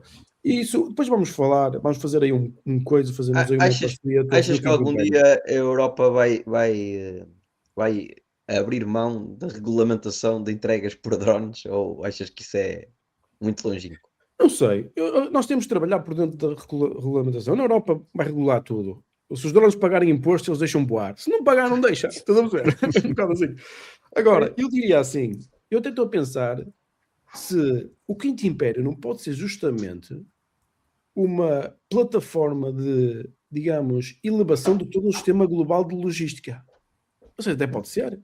Pode ser uma oportunidade, porque é assim que funciona a Amazon, com aquelas como fazia com os 3PLs e não sei o que mais. Ou seja, quando andamos por ela, nós arranjamos aqui pessoal do Quinto Império que usa tecnologia para operar centros logísticos para fornecer serviços aos mais diversos operadores de forma eficiente, não é? Pode ser. Tipo uma espécie de franchising de armazéns, não é? São ideias estúpidas que eu estou a ter. Pois vamos não, numa dessas cartas foi uma das ideias que eu tinha proposto, era exatamente. Se calhar eu li, tu não sabes, se calhar eu li. Pronto, é porque confio, ou pelo menos vejo em ti alguém que entende e percebe, tem essa perspicácia. É isso. Vamos nessa, pessoal. Depois falamos sobre isso. Sobre a questão, como tu internacionalizas o teu negócio para os Estados Unidos, só tens uma forma. Tu tens que ser superior e tecnologicamente às pessoas que estão lá. Mais nada. Se tu tiveres a tecnologia seja a tecnologia aqui para produzir de forma mais eficiente, seja custo de mão de obra mais baixo, tens eficiência, não sei o que mais, e mandares para lá, e venderes para lá e ganhas dinheiro, tudo bem. Seja, eu não estou a dizer que os negócios na Europa e que os vai acabar, eu não estou a dizer que o mundo vai acabar, o mundo nunca acaba, ok? Mas o crescimento económico vai estar muito condensado nos Estados Unidos, muito concentrado lá, certo? Portanto, se nós conseguimos operar lá, ficamos todos com muita mais capacidade económica e com mais sucesso financeiro. Portanto, o que eu diria é, quando vamos para os Estados Unidos, ou vejo uma de esperança de sorte, vou ver o que me cai em cima da mesa, não é? Estou a falar em termos de competir com coisas grandes, não é? Vou fazer uma lavadora de carros, ou seja, como um venezuelano, ou seja, isso é uma coisa diferente. Chegas lá, geras o teu próprio negócio, trabalhas 16 horas por dia e ganhas o teu dinheiro e ficas rico e compras uma casa com piscina. Não é isso que eu estou a dizer.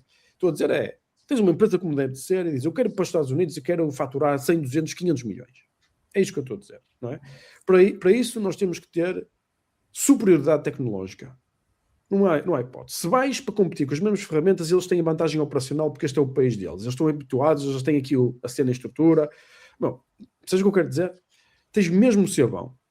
E é possível ser bom.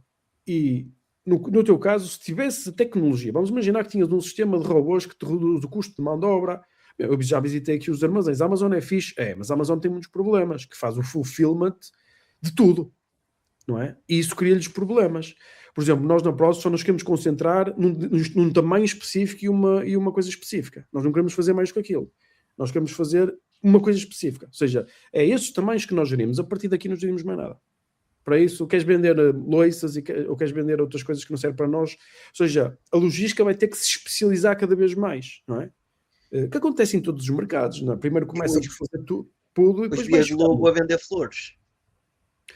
Exato, mas o que eu acho isto é a primeira fase, tipo, imagina, acontece os sistemas tipo o Walmart, e depois o Walmart começa a ter margens cada vez mais baixas, e depois começas a ter lojas de especialização, como o retalho foi assim, onde essas lojas operam com margens, uma que só vende sapatilhas, outra que só vende, sei lá, proteínas, outra que só vende, e estas lojas de especialização têm, basicamente, vantagem operacional em termos de margem, porque têm muita mais variedade daquela área, atraem um cliente específico para lá. E eu acho que a logística também terá esse papel, que não é todas as logísticas que vão saber todas as empresas, não é? E tu, se quiseres fazer tudo, não fazes merda nenhuma direita. Ou seja, tens que escolher exatamente o que queres fazer. Eu quero fazer isto, pumba. Na próxima vamos fazer isso.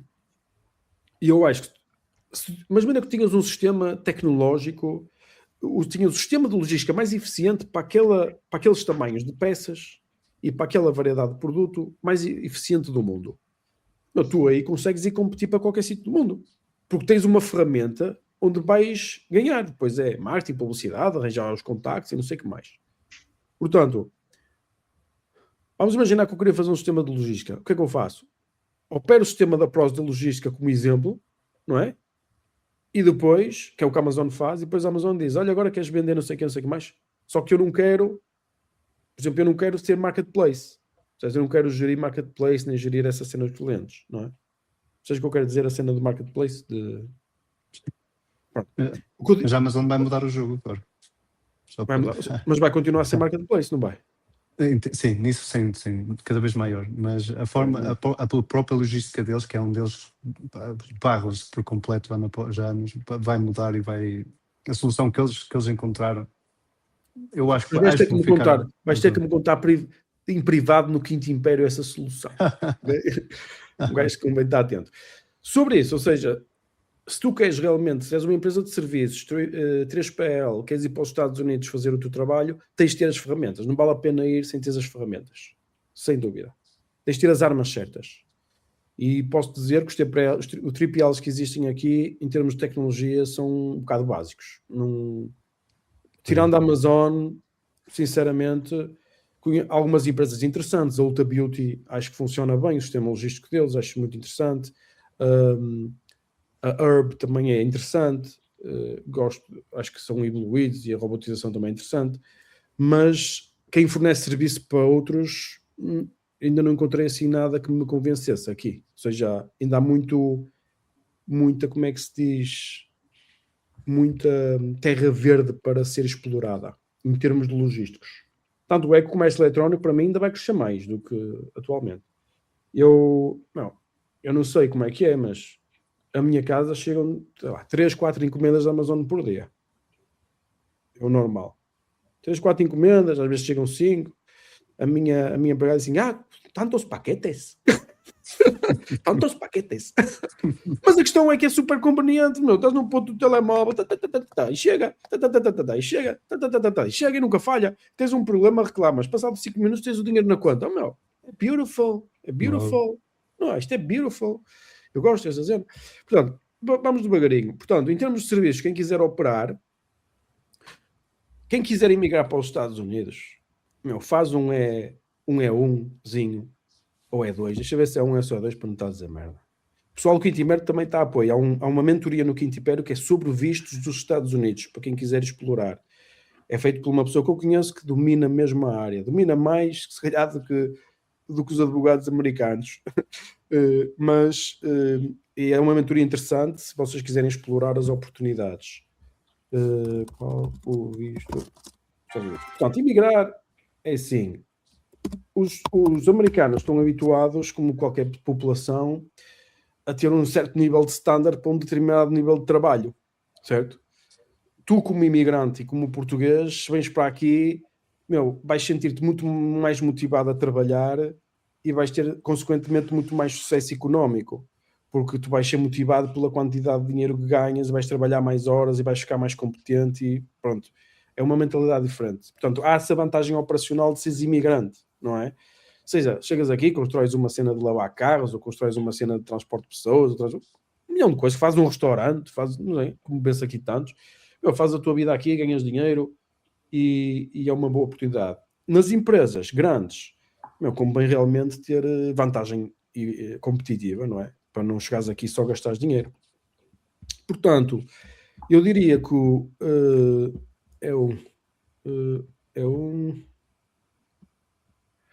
exatamente, é o visto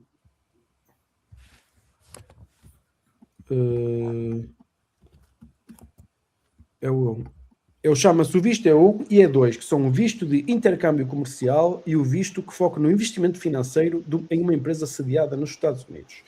Este visto é um visto de 5 anos, deixa de trabalhar e mais tarde até podes fazer um green card com alguns tweaks. Este visto não existia em Portugal. Tivemos a sorte de ter sido aprovado o ano passado. É uma coisa que acho que era dos únicos países que não existia este visto, era Portugal. E agora existe. Portanto, é uma solução para quem quiser explorar. Se este fenómeno geopolítico que estávamos a falar aqui acontecer, provavelmente será o melhor país do mundo para emigrar, não é? Basicamente é isso. E se o fenómeno acontecer, também é esperar que eles vão captar a mão de obra à Europa. Também podem esperar que isso vai acontecer. Também pode acontecer. Eu acho que isto do E1 é um bocado esse sinal, não é? Ou seja, eles por um lado estão a dizer que não queremos imigrantes e por outro lado abrem o E1 para os portugueses e o E2. Ou seja, percebes? É como se tivesse, como se a cara não fosse com a careta, não é? Eles querem controlar o tipo de imigrantes que lá querem. Exatamente, é isso mesmo. Portanto, outra forma de usufruir, na minha opinião, é através de onde é que tu investes o teu capital. Ou seja, eu não quero fazer recomendações financeiras, mas digo assim o seguinte: se tens toda a tua vida em Portugal, se calhar os teus investimentos não deviam estar em Portugal. Sabem o que eu quero dizer? Nós devemos ter os ovos em diferentes, como é que se diz? Cestos? Pronto. Portanto, eu é assim que giro a minha vida, eu tenho ativos num sítio, tenho dinheiro noutro. Ou seja, não deixo as duas coisas no mesmo sítio. Porque eu não sei o que vai acontecer, não sei que tipo de coisas vão acontecer. Portanto, vamos imaginar que tens o teu business na Europa e se calhar compras ações americanas. Ou seja, se o business correr mal na Europa, se calhar corre bem nos Estados Unidos, estás a perceber? E uma coisa suporta a outra e tu não ficas no, como é que se diz? Não ficas a perder em todas as direções. É um bocado isso. Está a ficar escuro, não está? É como aquela regra de ter três negócios que é para equilibrar a balança. Pois isso eu não sei. Eu só tenho um que já dá trabalho para caramba. Não é? Mas pronto. É outra solução que existe. Outra coisa que me mete um bocado de receio, e por exemplo, a minha. Tu achas que com esta questão toda da inteligência artificial e da construção dos gigafactories que são necessários, não achas que nós até estamos no meio de todos os países europeus numa posição estratégica que nos pode beneficiar agora nos próximos anos? Eu acho que pode nos beneficiar. Nós temos ali sítios, por exemplo, imagina, tu voares dos Estados Unidos para Portugal, são 7 horas, certo? Quer dizer, se fores de Nova Iorque até pode ser 6 horas e meia. Voares de Nova Iorque para Geneve são 8 horas e meia. Ou seja, eu acho que estar perto é uma coisa boa de positiva. E não tens que passar o corredor todo ali na Zona Leste, ou seja, é sempre mais seguro para os americanos. Não é? Sim, mas eles também já não iam para lá, não é? Ou seja, eles já não iam para lá. E também não há grande diferença em estás em França ou estás em... Pronto, a Grécia é um bocadinho mais perto do Middle East, mas acho que não é isso. Agora, nós sempre tivemos uma péssima relação com os americanos, sinceramente. Por isso é que nós não tínhamos o visto E1, nós somos um país um bocado socialista, não é? Agora os americanos estão aí a meter a mão, e estão a aparecer muitos americanos, e isso cria também uma relação mais próxima com o país, pode ser que isso ajude o país. Mas isso vai ser sempre no ponto de vista turístico, no ponto de vista de serviços americanos dentro do próprio país. Isso é uma visão e é uma oportunidade. Outra oportunidade é interagir com o país lá, ou seja, mudares a tua vida para lá, ou não é? Depois depende da escolha que as pessoas querem fazer. Agora, por alguma razão, os Estados Unidos é a prioridade número 1 da Prozis. Eu acho que os Estados Unidos deveria ser a prioridade número 1 de praticamente todo tipo de empresas que existissem. Ou seja, se não tens business lá, eu acho que devias tentar arranjar. Se estiveres em condições, porque às vezes, se não estiveres em condições, também não vais para lá pintar cenas, não é? Sabes o que eu quero dizer? Fazer de conta só... Agora, se tu vis que tens uma oportunidade, se há um sítio que tens que arriscar, eu arriscava na América, para usufruir desses fenómenos geopolíticos, dizia eu. Portanto... Eu há pouco tinha colocado lá em cima uma questão sobre a Groenlândia. Se tu achavas que esta questão com a Groenlândia se não poderia ter como objetivo alguma desfragmentação da NATO, porque os Estados Unidos estão a pagar uma fatura muito alta, mesmo com a questão do aumento para 5% de investimento dos países europeus, eles já perceberam que não há capacidade para isso, né? As populações vão começar a ficar asfixiadas e vão contestar, não é? Se temos que ter 5% do orçamento para defesa, ele vai faltar noutro sítio. E portanto eles se calhar já perceberam que não vai lá daquela forma e então arranjam aqui e matam 2 coelhos numa cajadada só. Ok, nós precisamos da Groenlândia por 2 motivos. Isto se calhar desfragmenta a NATO porque estamos a ir diretamente contra a aliança, não é? Da qual eles pertencem. E se ela se desfragmentar de vez, nós temos um poder militar enorme. E eles na Europa que criem um exército europeu. Agora, mas a questão é esta: se os Estados Unidos não quisessem a NATO, bastava dizer nós não queremos. Eu acho que eles não precisavam de invadir a Groenlândia. Ou seja, eu acho que a troca é mais ou menos assim: se não querem que os Estados Unidos saiam da NATO, deem a Groenlândia. Eu acho que será mais uma coisa desse tipo. Ou seja, é o contrário. Ou seja, nós continuamos na NATO e continuamos a ajudar a segurança, mas eu quero a Groenlândia para este lado. Ou seja, isso fazia mais sentido. Agora dizer, eu vou criar problemas na Groenlândia para ter uma saída para a NATO, acho que não faz sentido. Mas eu não sei, estás a perceber? Peraí, a Groenlândia para que lado? Para o lado dos Estados Unidos? A Groenlândia, sim, os Estados Unidos querem a Groenlândia para criar aquele buffer e também deve ter alguma coisa lá que eles querem, não sei se tem minério. Mas eu acho que o mais importante é segurança. O dinheiro, eles já têm dinheiro. Os Estados Unidos eles não conseguem controlar as rotas da Rússia, não é? Os Estados Unidos são o maior produtor de comida do planeta Terra, são o maior produtor de energia do planeta Terra, são o maior produtor de tecnologia do planeta Terra. Ou seja, os Estados Unidos não fazem torradeiras, não fazem essas merdas que, pronto, não são assim tão essenciais à vida. Mas as coisas essenciais, pronto, eles aqui deixaram-se comer um bocado na questão dos medicamentos, antibióticos e material médico, que eu acho que eles agora já estão a resolver. Mas de resto, eu acho que é uma questão de segurança. Eles querem a Groenlândia por causa de segurança. Eles neste momento só têm a base em termos de marinha na Escócia, não é? E a Escócia já não gosta muito daquilo. Eu não sei como é que eu sei que eles têm uma base na Groenlândia, show. Não tem. Acho que está inativo. Está inativa? Ainda hoje vi um post, se não estou em erro, acho que foi o Romeu. Por acaso é interessante, estava a explicar essa história de como é que a Rússia tem avançado para caraças em termos de base, e só temos a Escócia a ajudar-nos, digamos assim, naquela entrada por que era qualquer coisa de o pessoal põe lá uns radares especiais que lhes dão informação logo imediatamente se está alguma coisa a passar ali. Significa que até os próprios submarinos russos já não podem passar por ali porque eles instalam umas merdas quaisquer, ou seja, tinha a ver com esse tipo de cenas. Mas isso é um bocado falível. Eu creio que só quando houve o tal incêndio do submarino russo é que se apercebeu o quão próximo ele estava. E acho que isso assustou um bocado os Estados Unidos. Ouvi há uns meses mas o submarino estava na Europa, não estava nos Estados Unidos. Mas estava a atravessar para dentro do Atlântico, já para o lado do... Pois, não sei. Os submarinos, eu não sei se o pessoal sabe onde é que estão os submarinos, não é? Agora eu não sei também, não tenho a certeza absoluta. A mim parece-me que a Groenlândia, os Estados Unidos querem mesmo a Groenlândia, mas se calhar podem não querer. Ou seja, nós temos de sempre pensar, será que eles querem mesmo a Groenlândia? Não é? Não sei. Ou querem um pretexto. Querem criar confusão e se calhar dizer isso que tu dizes que é vou sair da NATO. E digo, vou sair da NATO por causa da Groenlândia. Porque vocês não me deram a Groenlândia. Percebes? Tentar arranjar um bote expiatório. Se calhar até tens lógica, mas eles não podem dizer simplesmente eu vou sair da NATO porque não quero gastar dinheiro. Mas isso fragilizava ainda mais os outros países todos, não é? O maior aliado da aliança dizer, claro, por simplesmente eu vou embora, arrebenta tudo.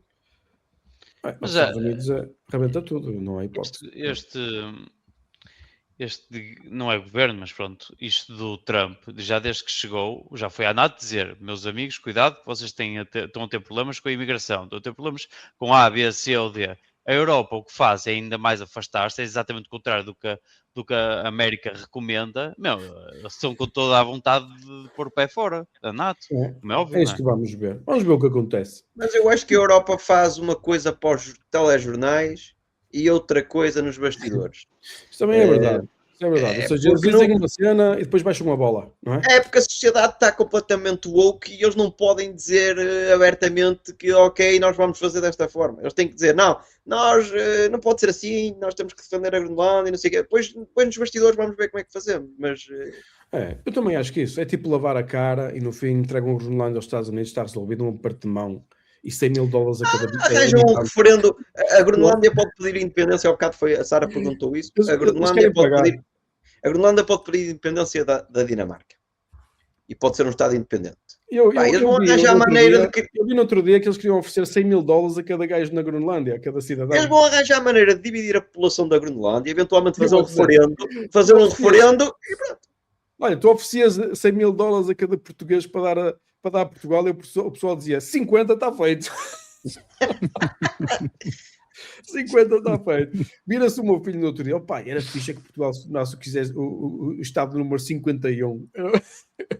É o que ele estava a dizer antes que já... Vai chegar a um ponto em que Portugal vai tirar mais benefícios em se aliar diretamente com os Estados Unidos do que propriamente com a NATO, com a União Europeia. Não sei, vamos ver. A União Europeia é muito comunista, eu já cada vez gosto menos. Pessoal, fica aqui o podcastzito, espero que tenham gostado e seguimos para bingo e depois fazemos outro. Eu vou pôr este podcast no CDK, porque assim, nós temos a nossa cena do Kit Império, mas às vezes também temos que partilhar algumas coisas lá para fora, na medida em que temos que servir um bocadinho. E então o objetivo também é esse, gravamos isto, estamos aqui a falar e partilhamos com o pessoal e foi um prazer estar com vocês. Isto está bem esquisito a minha câmera. É estranho.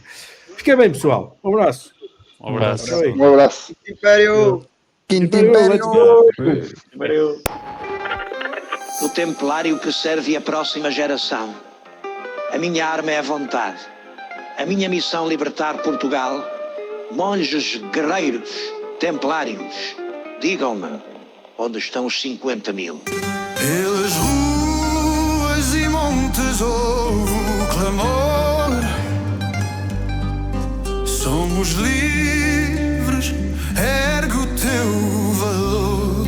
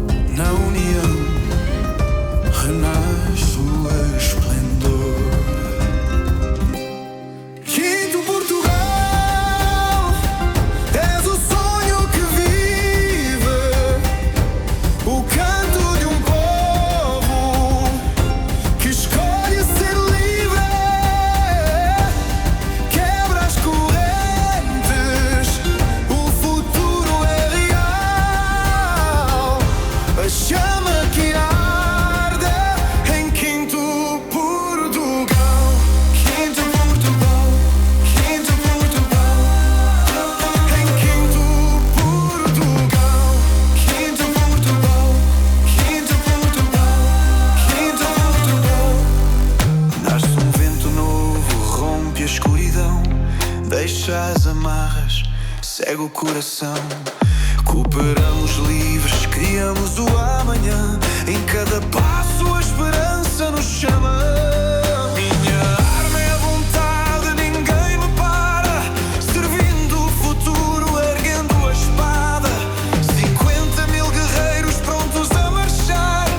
O templo renasce, é tempo de lutar. Quinto Portugal, és o sonho que vive. O canto de um povo que escolhe ser livre. Quebra as correntes, o futuro é real. A chama que arde em Quinto Portugal. Digam-me, onde estão os 50 mil?